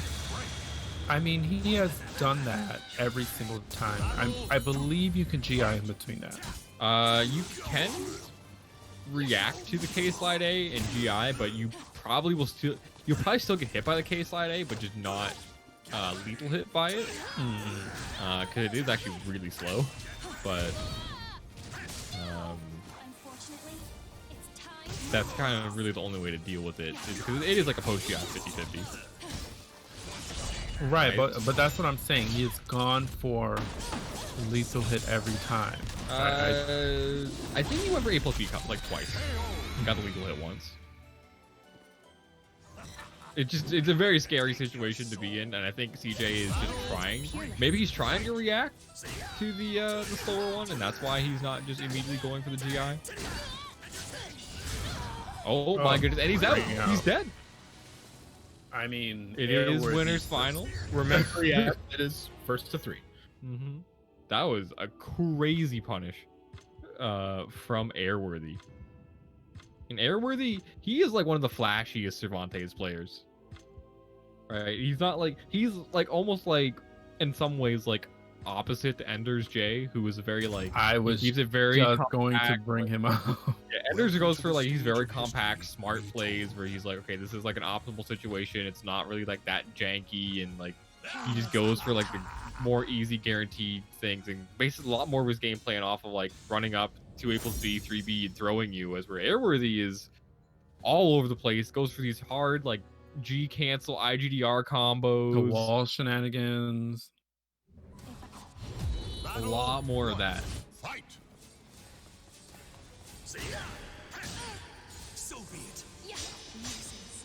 Nice blocks the low part, but unfortunately it's safe on block. Try to get something with the 2K, but CJ blocks it. Wow, he's really been making Amy whiff a lot. Cervantes' back movement is really solid. If you do like 4G, it's one of the better back steps in the game.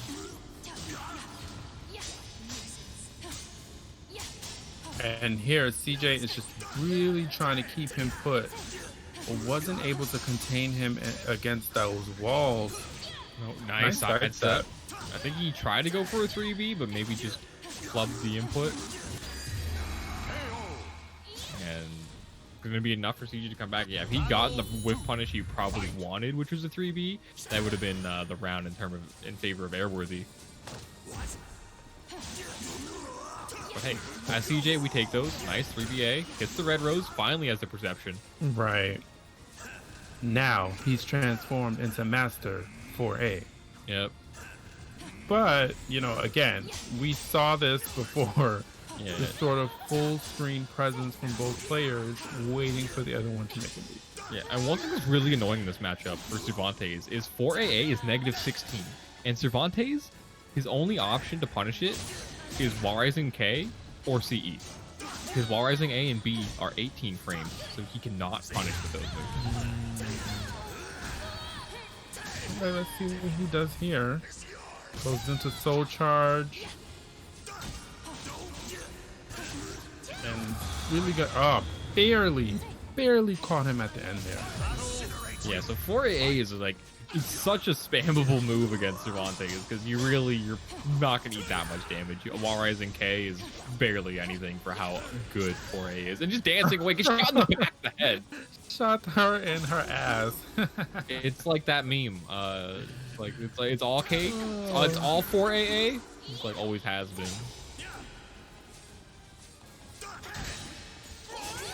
Someone out there in the stream make that meme. Amy gameplay in 2020. It's all 4AA. A nice response to the GI. Get pick up the gunshot. That's 5. Only needs a couple more of that little hit. Again. Oh, she was but the other way. Thought he had to block it, so didn't end up getting the whip punish. And again, I mean, he's really been making Amy whiff a... What in the hell? AMS BB. She does the spin, and when she has red rose, she can do the stab at the end, and the stab traded With the IDGR. That was just full on GDR. you didn't even do. There was no just frame involved. CJ. Yo, somebody's made that big boy donation. Wow. What do we get? Yo, somebody's at All 249. Shout it out. Shout it out in the chat or in the. Yeah, it was Clump Duddle with $75. Hey, thank you so much, Plum Duddle. Wow. Big 75. Ooh, so it's like that means we reached the stretch goals. Yeah, no, Let's go. Let's go. So much support. Thank you so much. Yeah. Thank you everyone else using the promo codes and the sponsor quests and everything. All means a lot. We would not be having this much without all of you guys. I know that's right. 2 red roses. It's gonna be 3. 1 hit away.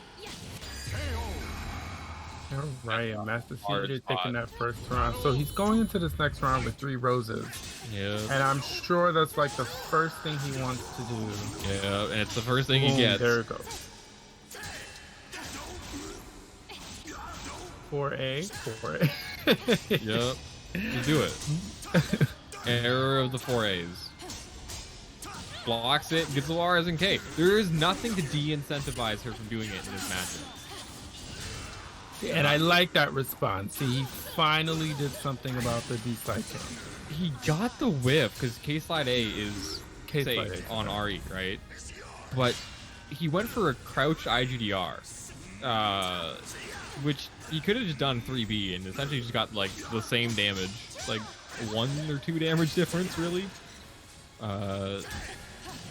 So he made it more complicated than it needed to be, and that's a situation where that's a lot of damage and like a lot of situation like effectiveness that you're giving away by going for a more difficult punish that essentially leaves the exact same thing.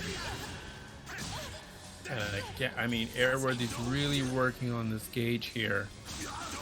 And he had the life lead, but here comes Amy in Soul Charge. Oh no, that's Gets the BA, pops Soul Charge, +8. Oh, there we go. Does the curve? yeah. I don't teleport that he know gets. what CJ was doing there. I mean, he was on the other side of him. I think so. Previously, he'd done that in like the exact same situation. He just dashed right at him. And it beat him out. It beat him out. But that time, Airworthy did the one where he flies away and then comes back. And that was enough to get him. You know, he has Gets the certainly knockdown. gone in this round. But again, you don't want you. He needs to shut down Airworthy right now. Yep.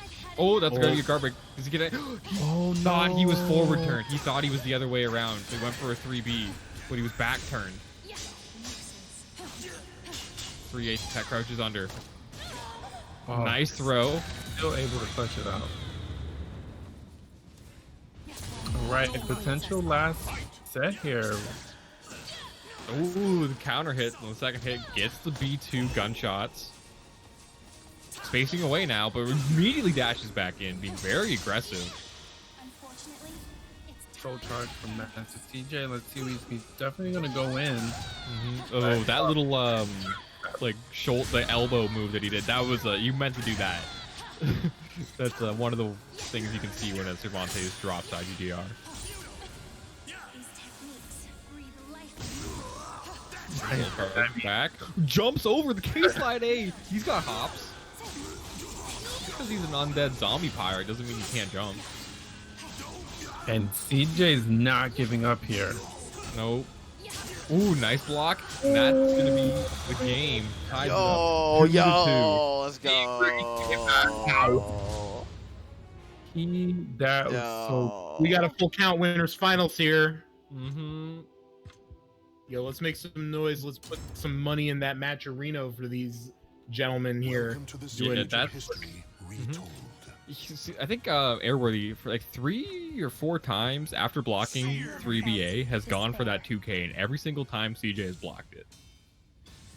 So if he's in that same situation, I wonder if he's gonna go for the mid, or if we're gonna see a no mix-up. Because that was tense. That was And all literally down came on. last. Yep. And honestly, giving CJ the momentum he needs to really just put a damper on this right now. Let's end this right now. Okay, there's rose number 2. 1 A's. Rose 3. 4 AA. About to be online. Not even red rose Amy, just 4 AA. Okay, nice forward throw. Doesn't go for the 1B. And gets his 4 roses. 4 roses and the round win. Exactly. That's exactly what you want as Amy in round 1. If you can get that, you're looking pretty good. All right, now into Soul Charge. He has Airworthy against the wall. He gets the back turn B plus K into the BBB. Pop Soul Charge. A neutral. Oh, what are you trying to do full screen? I got this Soul Charge extension. And, you know, Oh, right at that time. because CJ was kind of using that distance to get away from you know, to sort of shut down the wall shenanigans. But there we go from Airworthy, able to keep it clutch. Battle 3. Fight. Okay, he gets the knockdown. Text backwards, avoids that 2K that he's gone for before. And again, And he has, I think, slight life lead for Airworthy, and he gets sniped again. So he's just hanging out in Dreadstorm. and that's so good because, you know, if he ducks, he can teleport to him and get him. But he's kind of using the full screen shots to really check him from back there. Yeah, and that Soul Charge Quake, Amy has the largest Soul Charge Quake in the entire game. So he had to hold it in that situation. For most characters, their Soul Charge Quake would have whiffed, and it would have been actually an advantage for Airworthy there. Still able to get the wall pressure and gets the combo and takes the game off of it. That was a really dicey situation for Airworthy that he managed to fight his way out of. Here we go, Soul Charge from Airworthy. 4-4-A. Oh, teleports away, comes back in. Again, I don't think Amy's going to be able to punish that 4-4-A. Nope. Oh, break attack and smash right through that reverse ledge. Gets the tech trap. Oh, that damage.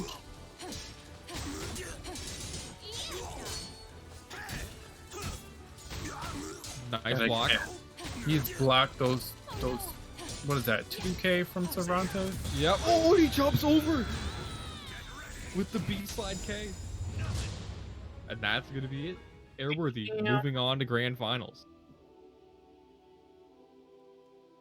That was sick.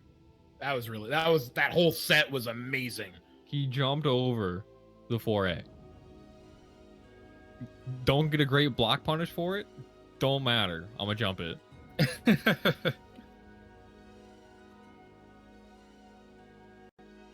All right, we're going back to losers, everyone. Hit him with those solid, like, size 16 boots.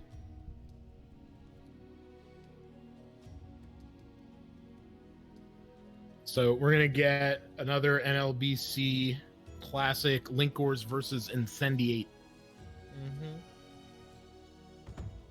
Let's see if Incendiate can break the 4th place curse. And remember, this is losers semifinals, so first to 2 for this. Yep.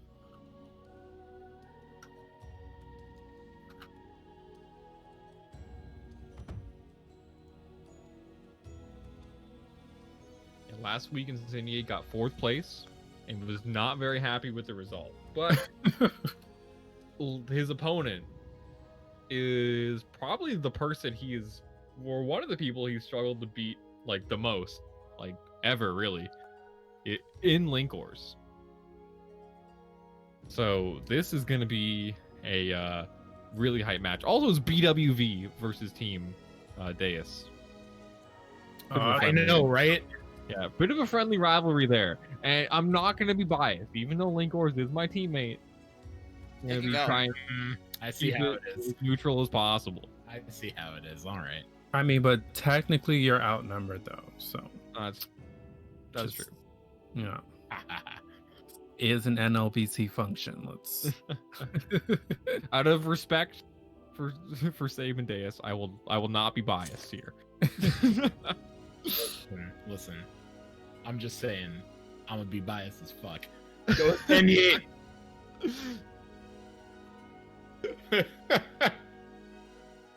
So yeah, we're waiting on linkorz. He's indisposed, but we're gonna just talk about how great the Matcherino is, right? Right, Art? Oh yeah, correct. Yeah. About to show you guys what it is. Exclamation point, Matcherino.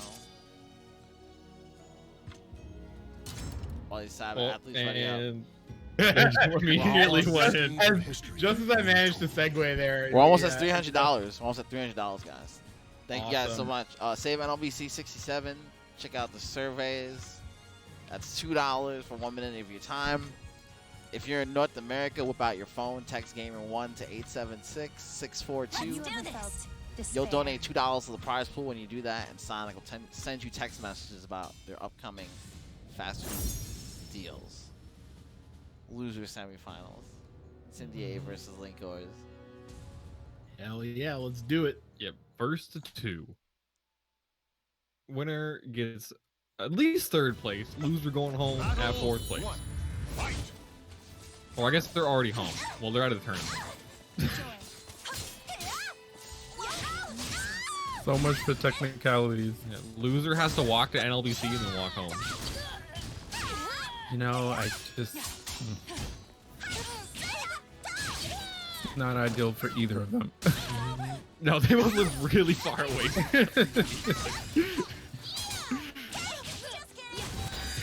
Nice. From Incendiate. Gets him with the stance mix up at the end. Goes with the kick.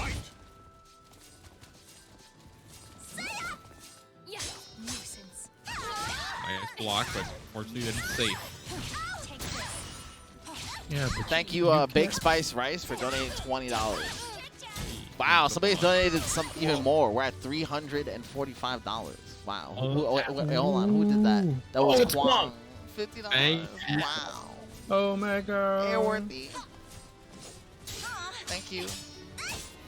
Thank you so much, Juan. Thank you, everyone, donating so much. But linkorz has Red Rose Perception. Gonna get Oki off this. Waits patiently, gets the block punish. Yep. Yeah, Incendiate tried to be a little fancy going for that auto GI, but the patience from linkorz had a feeling it was gonna mash.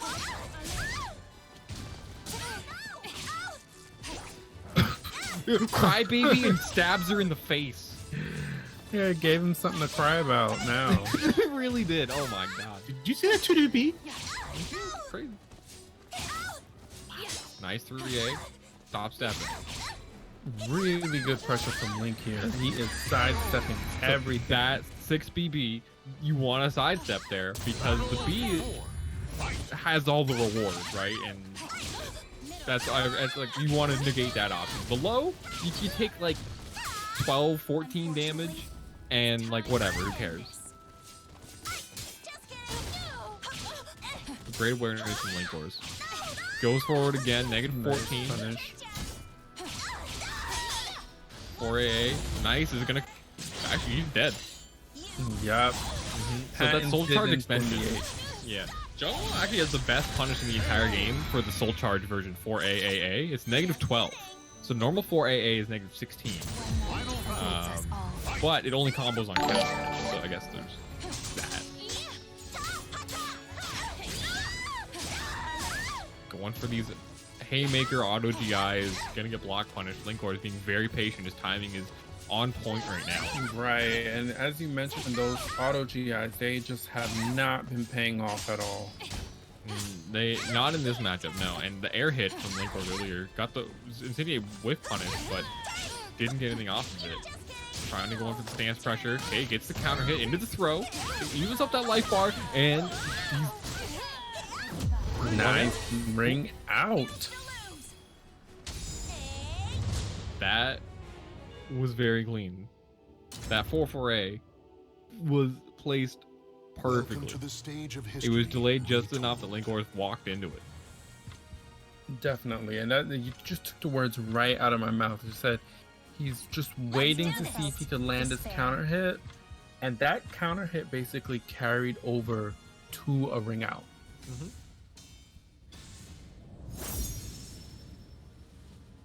All right, all walls on this stage, so no more ring outs. As Xianghua would say, no more games. Battle 1. Fight.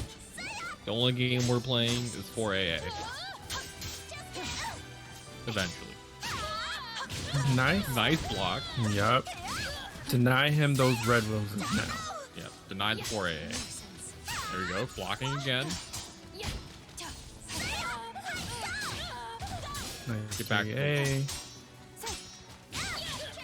And again, we're seeing more patience from Incendiate here. I think he's just trying to match. He's slowing it down a little bit because linkorz was really, you know, punishing him for pressing too many buttons. Yep. I think Xianghua is very reversal edge safe. Again, Incendiate just he does want to keep linkorz here with his back against the wall, but round one guard break doesn't get anything off. Doesn't get anything. Okay, has his soul charge. Look how much meter they built in round one. Just so many moves, so much blocking has been going on. Both of them want to be as safe as possible, but the 3A from Xianghua. Battle 2.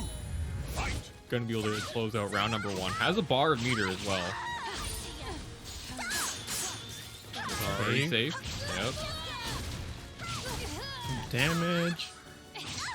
Doesn't get his low key, and wow, I just realized linkorz didn't get red rose yet, and now he does.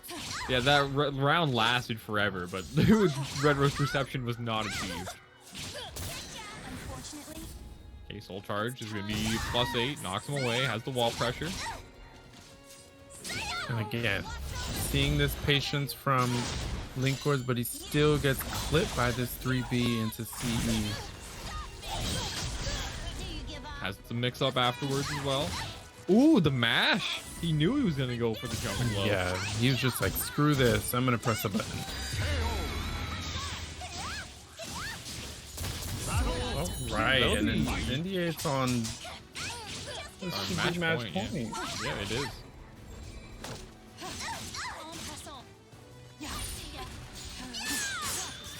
Again. I mean, those REs just have not been working out. No. Force block. And now his gauge is in red, so he's in big trouble here. Yep. Very dangerous position to be in, but nice. Gets the AAA. But his guard is flashing red. Didn't have the meter to get anything off of that, but he's now dead. And Incendiate moves on 2-0 into losers finals. So does that mean he broke the curse? Maybe. He'll at least get chicken tendies tonight. That I've been saying to Incendiate for like almost an entire year that he's not allowed. That was perfect fade in. Right? I was hoping for it. It worked. Expertly timed. So here we go, losers final, and I mean Incendiate just played this matchup, but again, MasterCJ, different type of aiming player. Did these two meet in bracket already, if I'm not mistaken? They've met in bracket before, and they also play all the time. So. No, in fact, they never crossed paths. Omen sent Incendiate to losers. Okay. Yeah, before he could fight CJ. They've not met in this tournament yet. And these AAAs absolutely making it so Incendiate cannot step right now. Ooh, the AGI on wake up though. That's gonna be huge. What a way to capitalize off of that. Has plus frames, great GI. Where are you stepping? I'm surprised he didn't go for CE. Oh, and wow, that was a very clean sequence. from Incendiate. Brought that round all the way back. Let's finish this. He blocked it out. Xianghua, one of the few characters that actually punished that move. Yeah, it's hard to deal with. Nice duck. Counter hits him out of the something that used meter. CE, yeah. Maybe a misinput tried to do a soul charge. Oh, picks her up off the ground before BV. That'll shut down Crybaby for sure. No crying. No crying and no McDonald's. No tenders for you, Xianghua.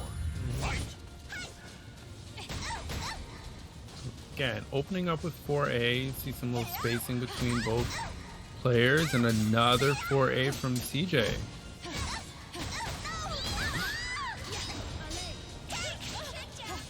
AA into the PXS stance. Or is it goes SSX?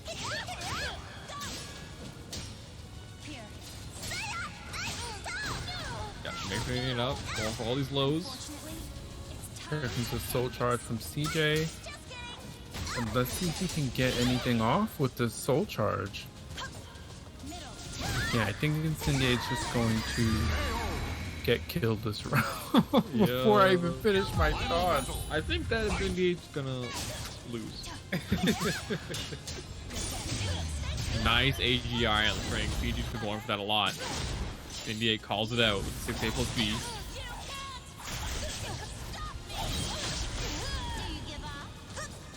50-50. Ooh, the rollback. So that jumping low attack that we saw Incendiate going for before, that is to beat out that option. Nice where you roll backwards. Oh no, he blocked it. Nice punish. Oh, I thought you would have gotten a wall combo off of that. Nice 2-way, keep it clean. Ooh, CJ went for the RE cancel, but Incendiate having none of it. 4A. Nice GI timing. The A plus B gets blocked, but the 3VA. Ooh, that tech crouches, right? Ooh, the RE cancel! And they're having to block it. And CJ steals that one.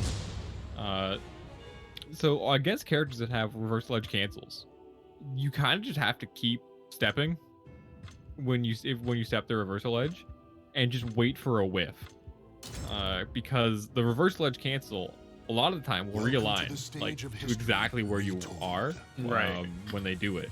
So if he had kept stepping, he would have went pretty much all the way around, but would have at least stepped the RE cancel. Despair. All right. We're seeing a switch to Ivy, which I'm surprised. Because again, Amy sticks like rice. I don't know if Ivy's really gonna have space to do what she wants to do. But if anybody can make it happen, it's Incendiate. Ooh, nice. Good. Someone suffering out of Serpent's Embrace. Untackable. Ooh, into CS, so I can see what he's going for here. Just overwhelm Amy with damage. Exactly. Deny roses entirely. Can't get roses if you, well, just kill her. Yeah, I mean, in that one round, he was able to get off 2 command grabs. Ooh, just out of range of that CS. Great curse. Mystery gonna disrupt the pace of the game.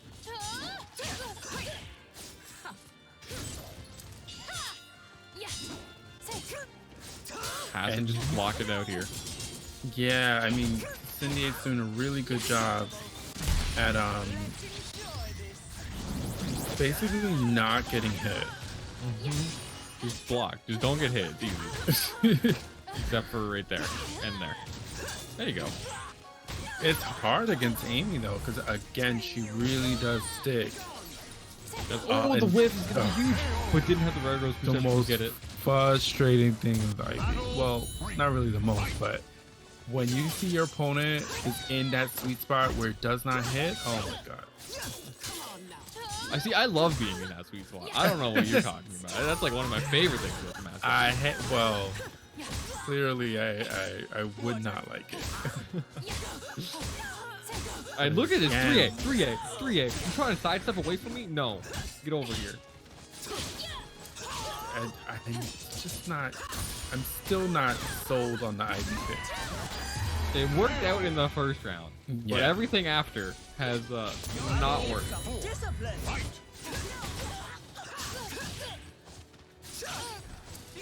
But CJ has just been making it so when Incendiate is trying to get away, it's just 3As all day. Okay, counter soul charge, gets the +8. Oh, doesn't duck the third part of that string. Ooh, went for the whip punish. I think he was scared of the rose. Kidding. Oh. And I think he's dead. Yeah. Yeah, he's that dead. Should be it. Yeah, I'm confused about the switch to Ivy. I'm still stuck on that. And we were both on the same page. We were like, okay, he's just gonna try to overwhelm CJ, and it worked for one match, and then it just stopped working. Yep. Which is, I would have stuck with the Xianghua. I think Xianghua, but maybe he's gonna switch to Xianghua. I don't know. He does have another character that I don't think he's gonna bring out, but it's either between Xianghua or Ivy. Yeah, there's Xianghua. I agree switching back to Xianghua. At least Xianghua will be able to keep up in terms of pressure with Amy, and I just don't think Ivy can really. The way CJ is playing, I don't think Ivy can really keep up. Yeah, Amy's just so powerful with his Red Rose Perception too. She's able to just totally deny any sort of movement option that Incendiate had tried to go for when CJ was in his face. Went for a tech trap there. And again, I mean, CJ has not taken his foot off the gas at all. Oh, there we go with the 4A. Oh, but the combo whiffed! No. What? I've never seen that happen before. Amy, his character, absurd. It's the round anyway. Yeah. Delete Amy from the game. Bullshit. You know, I'm not going to disagree with that. Right, gets his 4 red roses. Ah, nice. I mean, he just hopped over that completely. AA, the 1B.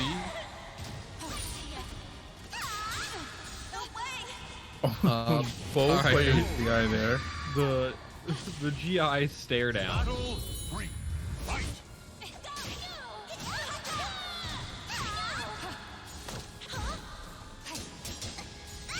Okay.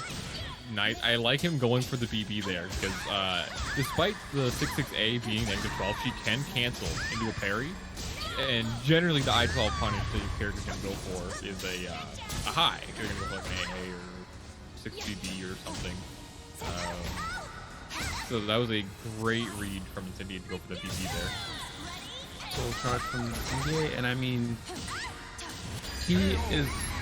CJ is really just shutting everything down. I mean, even in Soul Charge, Xianghua was not able to do anything at all that round. It's hard to fight against Red Rose Amy, with any character, really. That is true. It doesn't block the rest of the string. You actually kind of incentivized to duck in that situation. Oh, it tries to crybaby's problems away, but CJ too far away. Again. You're not going to get chicken tenders crying like that. No. Whoa, shouts to Lord Loken. He donated $20 in cash, bringing us 372. Shout outs.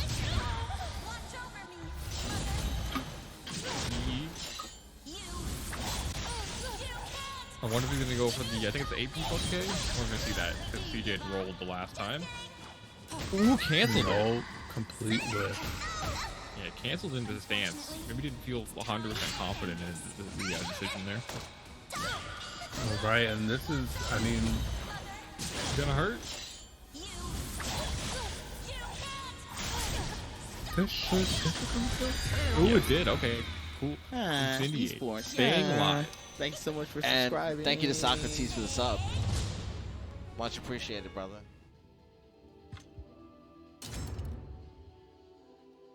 Always be subbed Welcome into to the stage of NYCFurby. history retold. Shout out to Stream Overlay Pro as well for the Match Arena plugin, and then like the RTMP tech.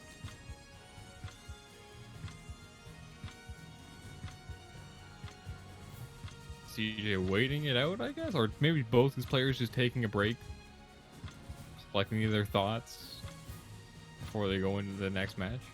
It's very close. You never felt despair. All right, costume switch. Had to decide what outfit to wear. I ain't mad at Everything I said it. was wrong. I'm not mad at it at all.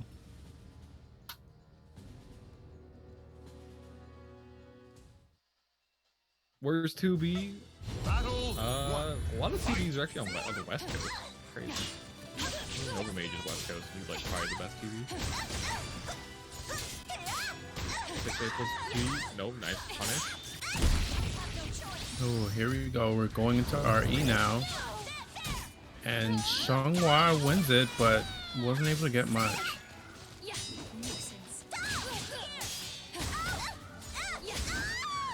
Ooh, went for the 6A plus B again, but the slight sidestep from MasterCJ. Can never avoid that. Fourth throws, just like that. As where Amy is almost at her strongest. Probably the strongest we'll see her. And it is now very difficult for your Incendiate to get these rounds and be fully powered up. Soul Charge. Nice read. Gets the HEI. Spends the bar on it. Yeah, this is actually a good decision. This is going to do a lot of damage to the Soul Charge as well. And watch the Soul Charge meter. It's going to go down quite a bit. Lost a decent amount of that Soul Charge.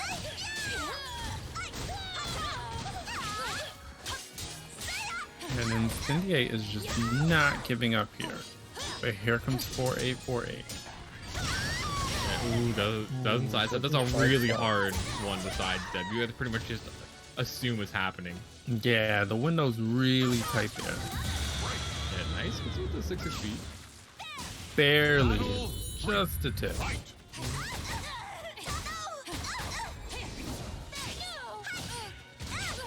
Unfortunately, it's time to end this. Good luck. Soul Charge again. Okay, gets the counter hit 6A plus speed. Still better than normal hit. Doesn't get punished. Wow, that did so much damage. That's crazy. He has the wall pressure though. That 9B gonna chase him down.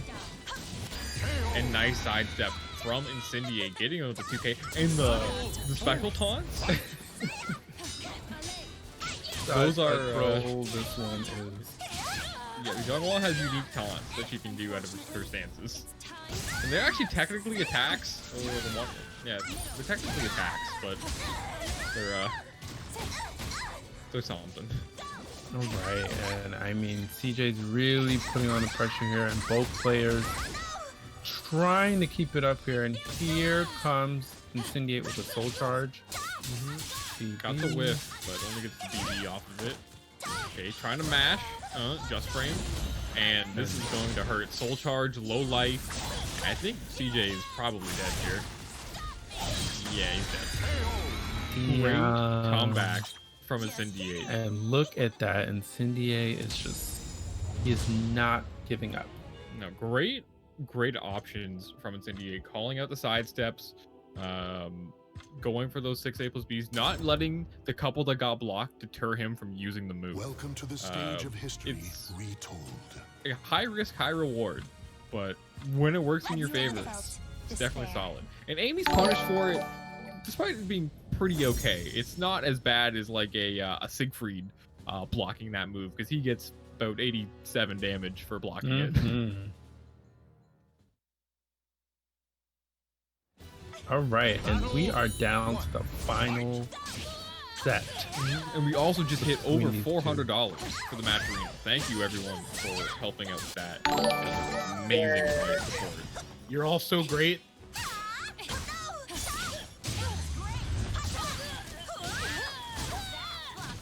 Hey. Nova Mage.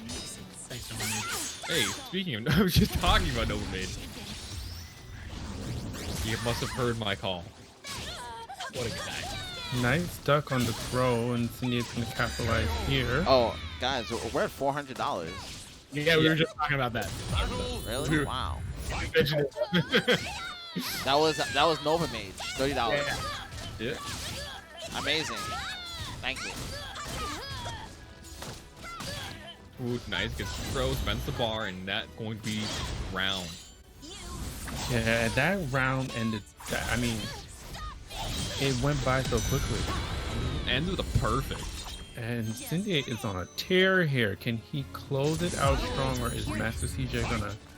He has 2 bars. See what he does with it. Ran up for it. Immediately did a low grab attempt. Maybe he tried to catch him out of like a 3A or a 1B.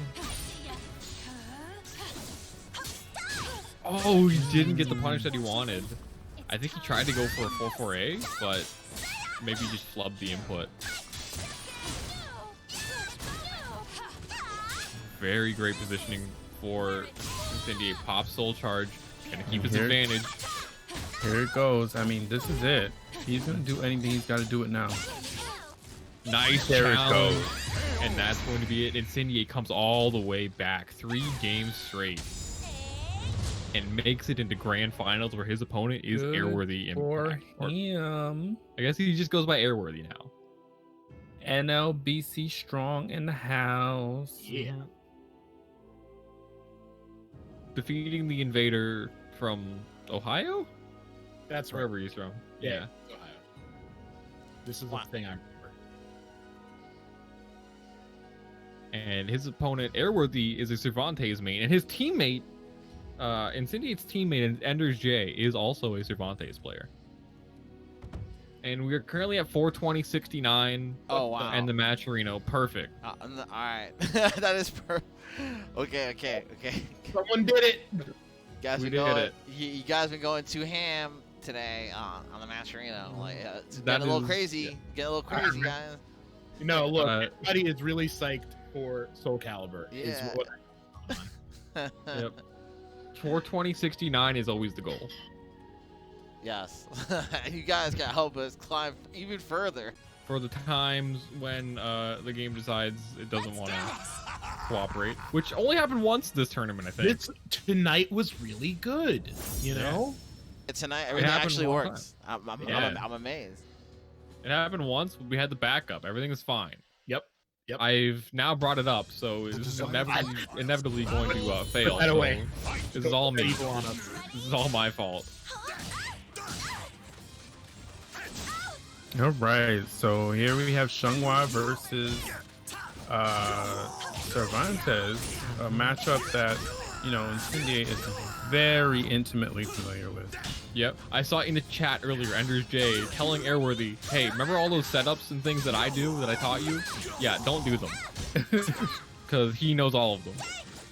So the goal for Airworthy is don't play like Ender's J at all. Interesting. K2s, post-GI lethal hit. Pick up, gunshot, 3, IGDR, 2 more gun. Oh, doesn't go for the gunshot. Went for the ring out, but unfortunately not quite in range. And again, I mean, Incendiate opened this with such control, and Airworthy managed to bring it back and take the round. Does. The 2A plus B lethal hit.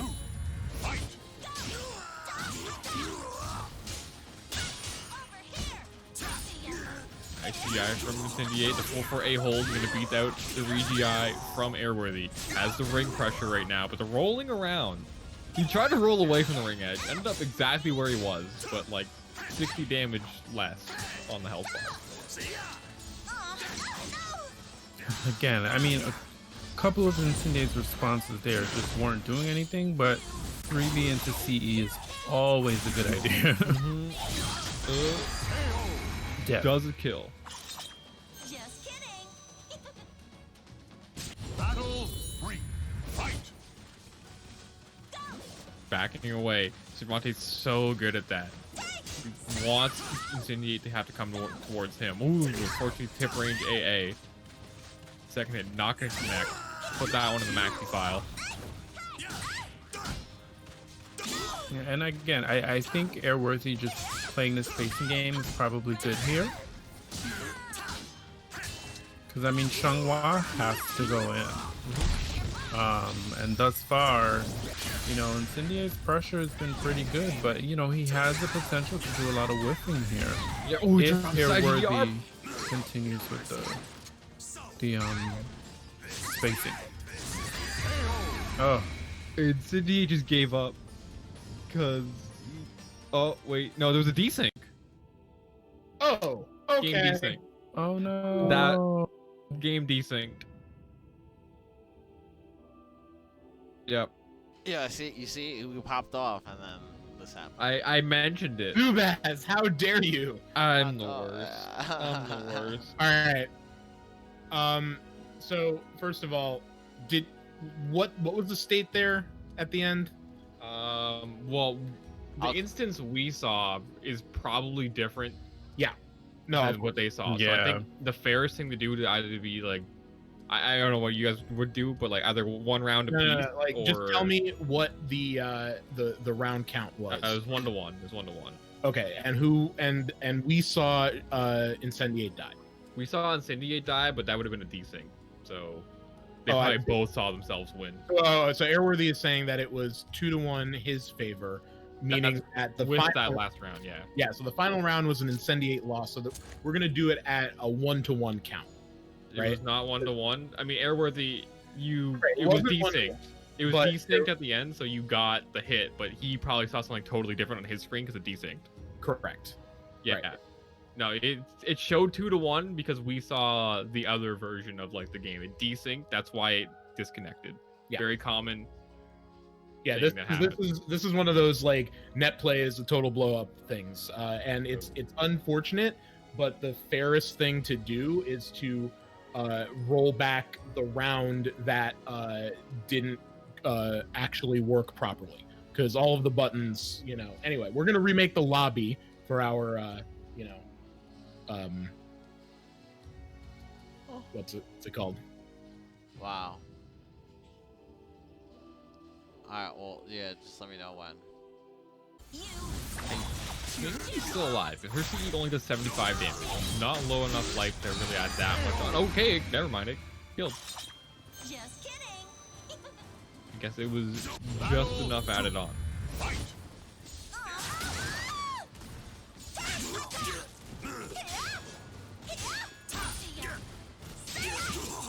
And again, Incendiate's just keeping this pressure up. Already has another bar was built up just from all the buttons. He's impressive. He tried to go for Dreadstorm there, it looks like, but just missed the wall. Didn't have the right angle to connect to it. There, 2-2-3. I mean, the way you get clipped by that is just crazy. Yeah, it is. Oh, okay, we're still alive. Soul charge, not out of this yet. Yeah, it is a vertical that is just like not steppable at all. Oh, and the delayed flash IGDR. Who stole that one? Yep.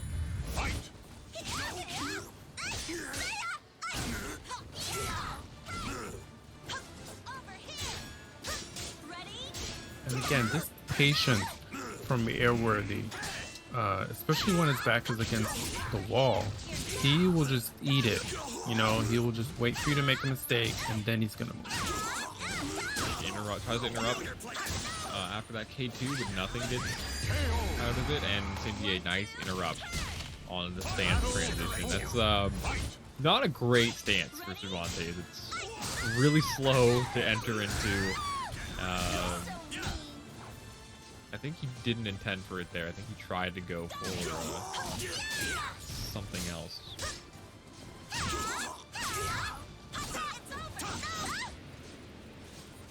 Backing away. Oh, okay, that flipped him as he went flying by. Oh my god. Oh, nice. It's gonna whiff punish? Yep. That's interesting, because he kind of like vanished, and it looks like Xianghua's movement led her to sidestep.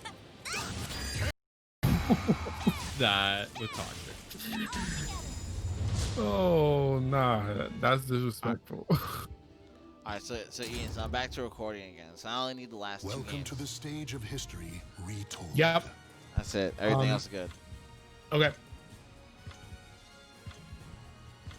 Wait, hold on a second. Did you not get all of those? Because I'm not recording. You know that, right? I know. I see the replay. Okay. Okay. Oh, we can play the replay. Yeah. Yeah. Interesting. All right. I didn't think of that.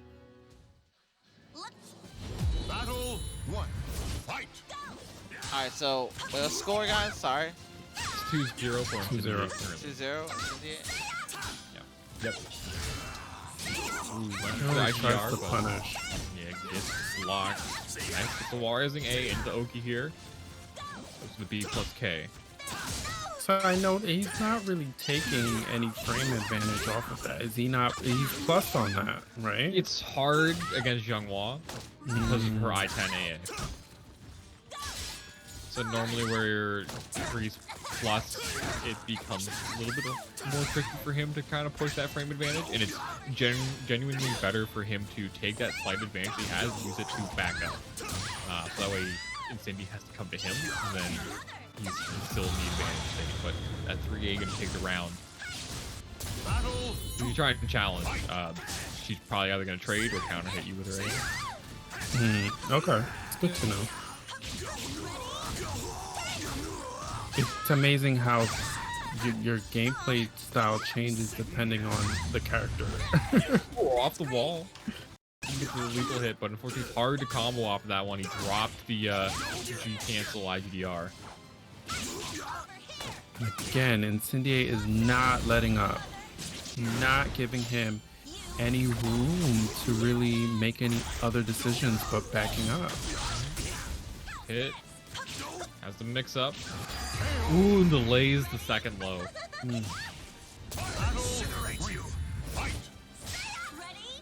Great timing mix up from Incendiate. There you go. Went for the mid that time.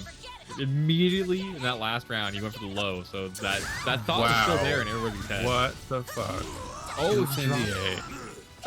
If Incendiate had stayed on the ground there, Airworthy actually would have run himself out. But he wanted to hold the guard just to be as safe as possible.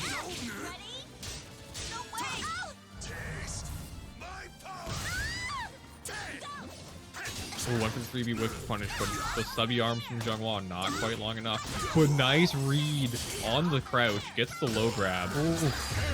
What swing it back around into a grand finals What reset. a sequence from Incendiate. He is not. Oh my god. I can't. I'm upset that I'm not even playing. Like, what? Not Airworthy's head right now. You can tell because like right as like that delayed timing came up again where she's in that low stance where she's crouching really low and switches to Geralt. Okay. Okay. Maybe trying to totally change up his game plan and just make it so it's different for Incendiate also. But when he had him in the exact same situation, you saw him twitch duck again, got hit by the mid. Same situation comes up, twitch ducks again, and then gets hit by the grab. So Incendiate was very in his head in that last game. I'm wondering about the switch to Geralt though.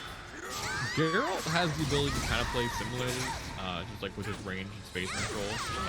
Very good at denying movement with things like 3A, and if you whiff, he has 60B. And that round was pretty close, and gets with the mix-up, but he's going for these taunts just to frustrate Airworthy. And when your opponent's frustrated, they tend to be more aggressive.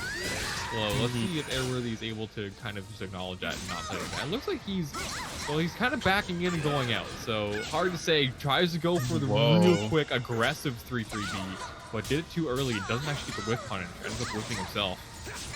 Has a big life lead right now. Nice duck, gets the R to I-10. Then half a bar forward though. With the wall rising B, gonna hit it on counter hit.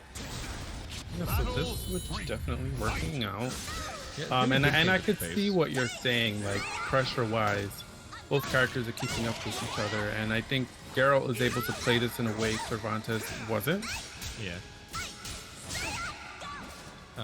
He's trying to go for these 3-3B with punishes, but I think because the way he's doing it, he's with that forward momentum it's making him with, he's probably better off just going for 60B, and wow, that's gonna ring out.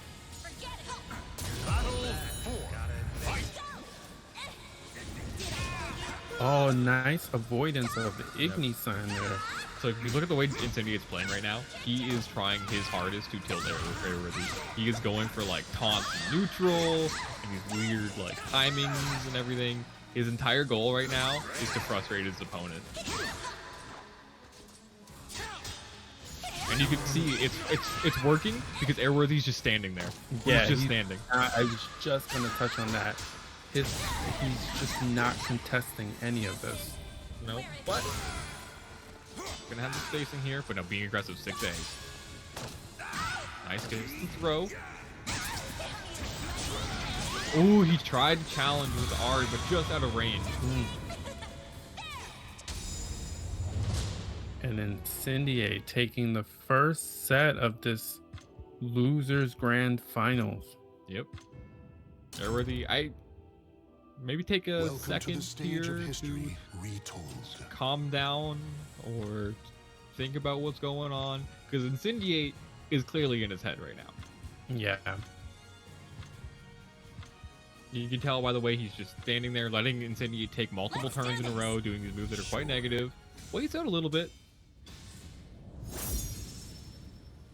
I mean, I will say, I think Geralt was able to, again, play that round a little bit better than Cervantes was. Different, at least. Yeah, different. Not better, different. That's a different. Ooh, that is negative 18, that full crouch 3K. And it looks like Airworthy does not know how to counter that as Geralt. Even if she goes into stance, I think his 6B should be able to beat both options. Oh, and the parry coming through. It's you just can't guess wrong at the moment.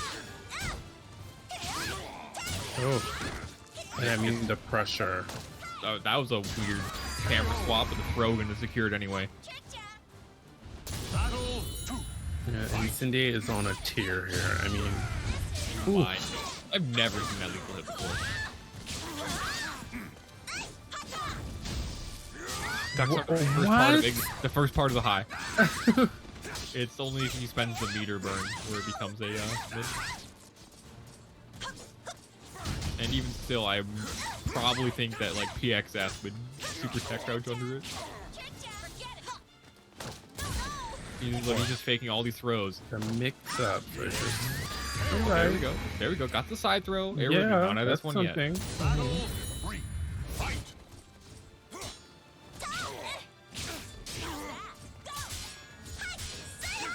Okay, there we go. Gets the block punish. Nice. Gets the lethal hit. Oh, the combo. No. The wall didn't give it to him. That's That so was supposed to unfortunate. be a ring out, no? Yep. Oh no. So the corkscrew spins in this game on low walls, they don't seem to connect all the time. Yeah, very they're pretty inconsistent. Yeah. Yeah.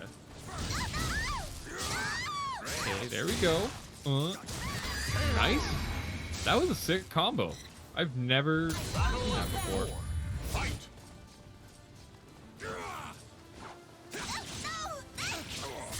SPB, ABB. Goes into the Quinn. He's going to interrupt with a soul charge. Ooh, he tried to attack crouch under with the 4B and get his lethal hit. There it is. That's what he wanted before. Huge damage coming through. Geralt is like so good. Oh, I didn't expect the second wall splat. Drops the combo. You don't want to give Incendiate another opportunity to come back. Nice. Use the R to get that I-10. But only has a quarter bar. Only thing he can do is Igni. No. No. No. Airworthy. I think he keeping it just alive. wanted to catch him slipping, and that wasn't the case. Yeah, you wanted to get him doing something. Welcome to the stage of history. Sometimes retold. that delayed CEs, they'll realign on like sidestep also. So if you try to do like an 8-way run attack, they'll catch you. Or if you try and keep stepping, sometimes it'll catch you as well. because like there's this weird like angle where like you're kind of side turned, but CE's realign with you. So that quick snap sometimes can actually catch your movement.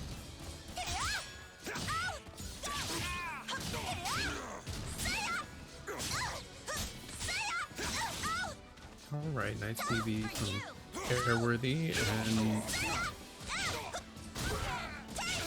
and he's putting up more of a fight now. You know, Incendiate's not doing as many. He's had to slow it down because Airworthy's time to readjust. But okay, nice, gonna get them with the low mix-up. Yeah, Airworthy's had the time to kind of like cool off, get that win, and that's gonna be a huge momentum boost for him. Yeah, huge boon to his momentum and his mentality in this matchup. So Incendiate's having to like rework his way back into Airworthy's head. But that second win can be huge. Nice. Checking in with the AA. Yeah, and it's paying off too because, you know, and this is what I'm saying. It's kind of the right pressure with Geralt. Enough to keep up with her, but enough to stop her shenanigans. Yeah, definitely. On the ground. Oh, the urine just a little too early. Yeah, it has a big GI window, but unfortunately the option that Incendiate did was just delayed enough to avoid it.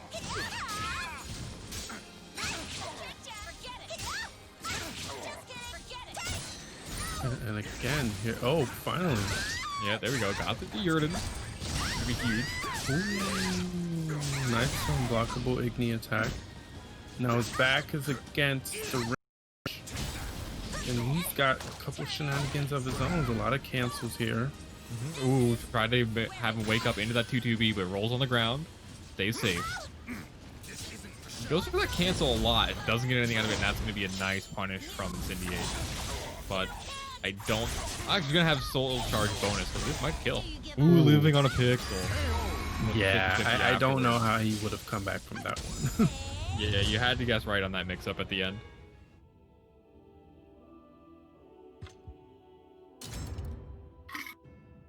Welcome to the stage That's of history. the last game of Grand Finals here.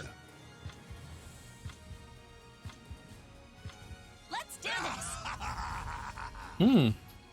Switches back to Cervantes. Okay. Goes back.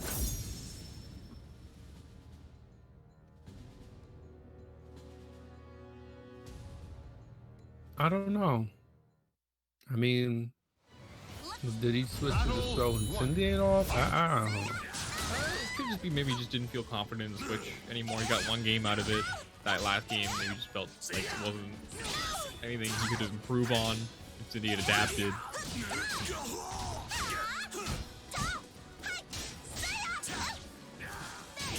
Ooh, tried to catch that back step with the whip punish. Yeah, tried to catch the back step there, but ended up being whip punished. What move is that he's abusing? I don't even think it's good. Like, he's just doing it. That's what I'm saying. He's getting away with it. So I guess, you know, if it ain't broke. I mean, if your opponent's letting you get away with it, keep doing it. Post round Soul Charge just to get the BM.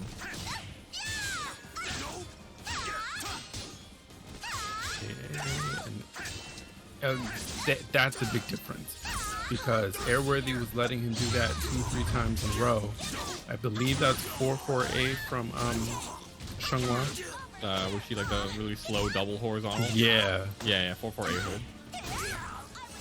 Yeah, before that, I mean, Incendiate was doing that 2-3 times in a row, but Airworthy finally went for 2A there. That was a great delayed Soul Charge from Airworthy.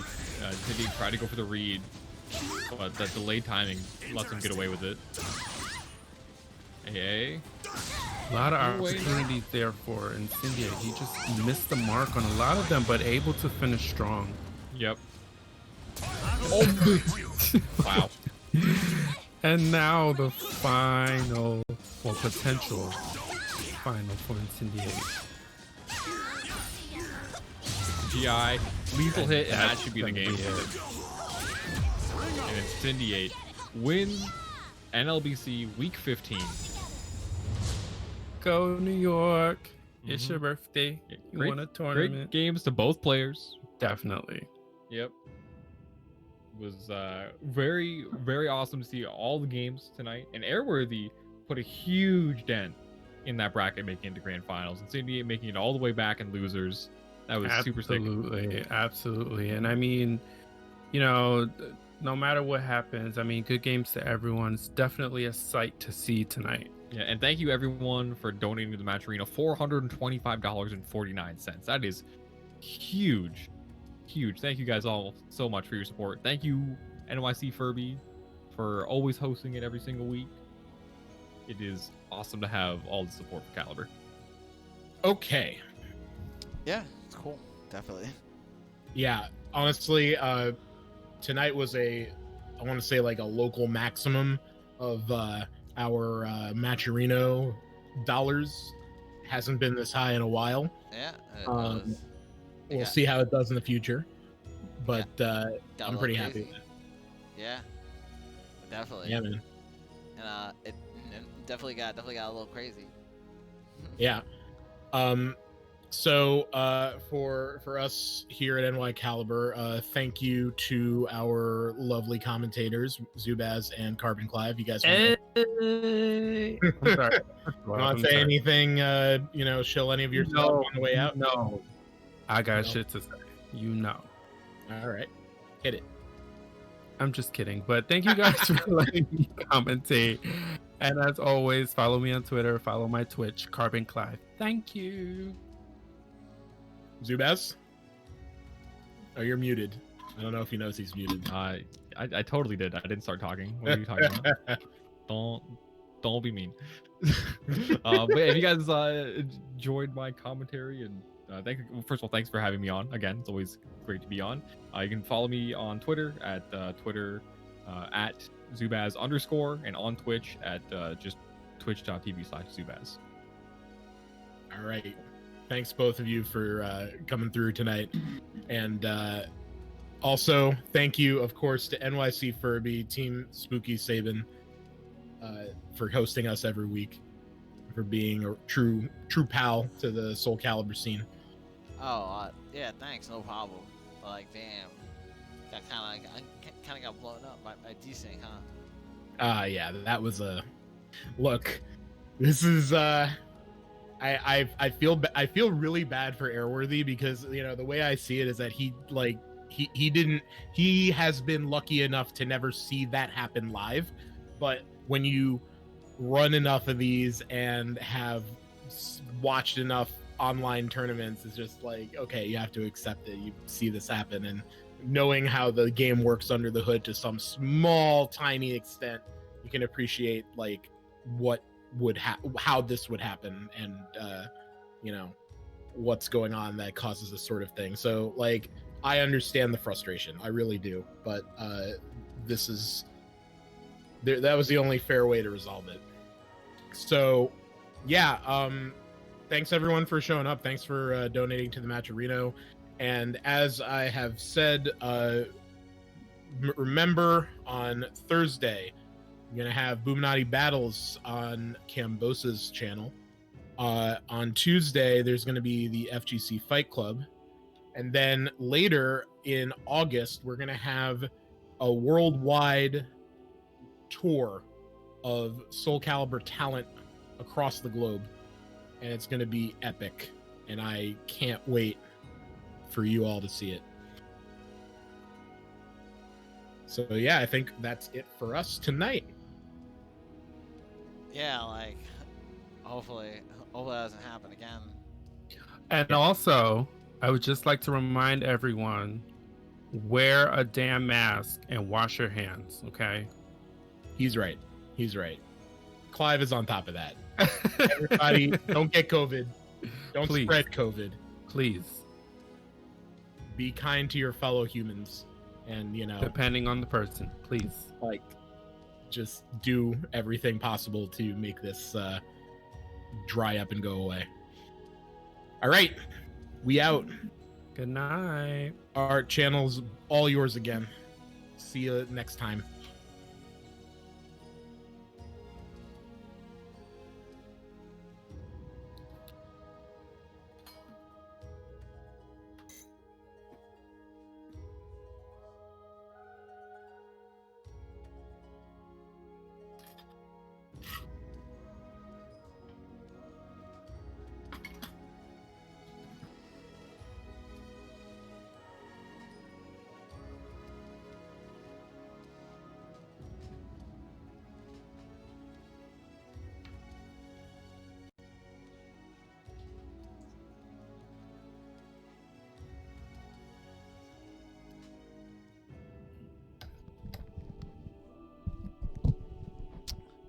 Yo, what's good?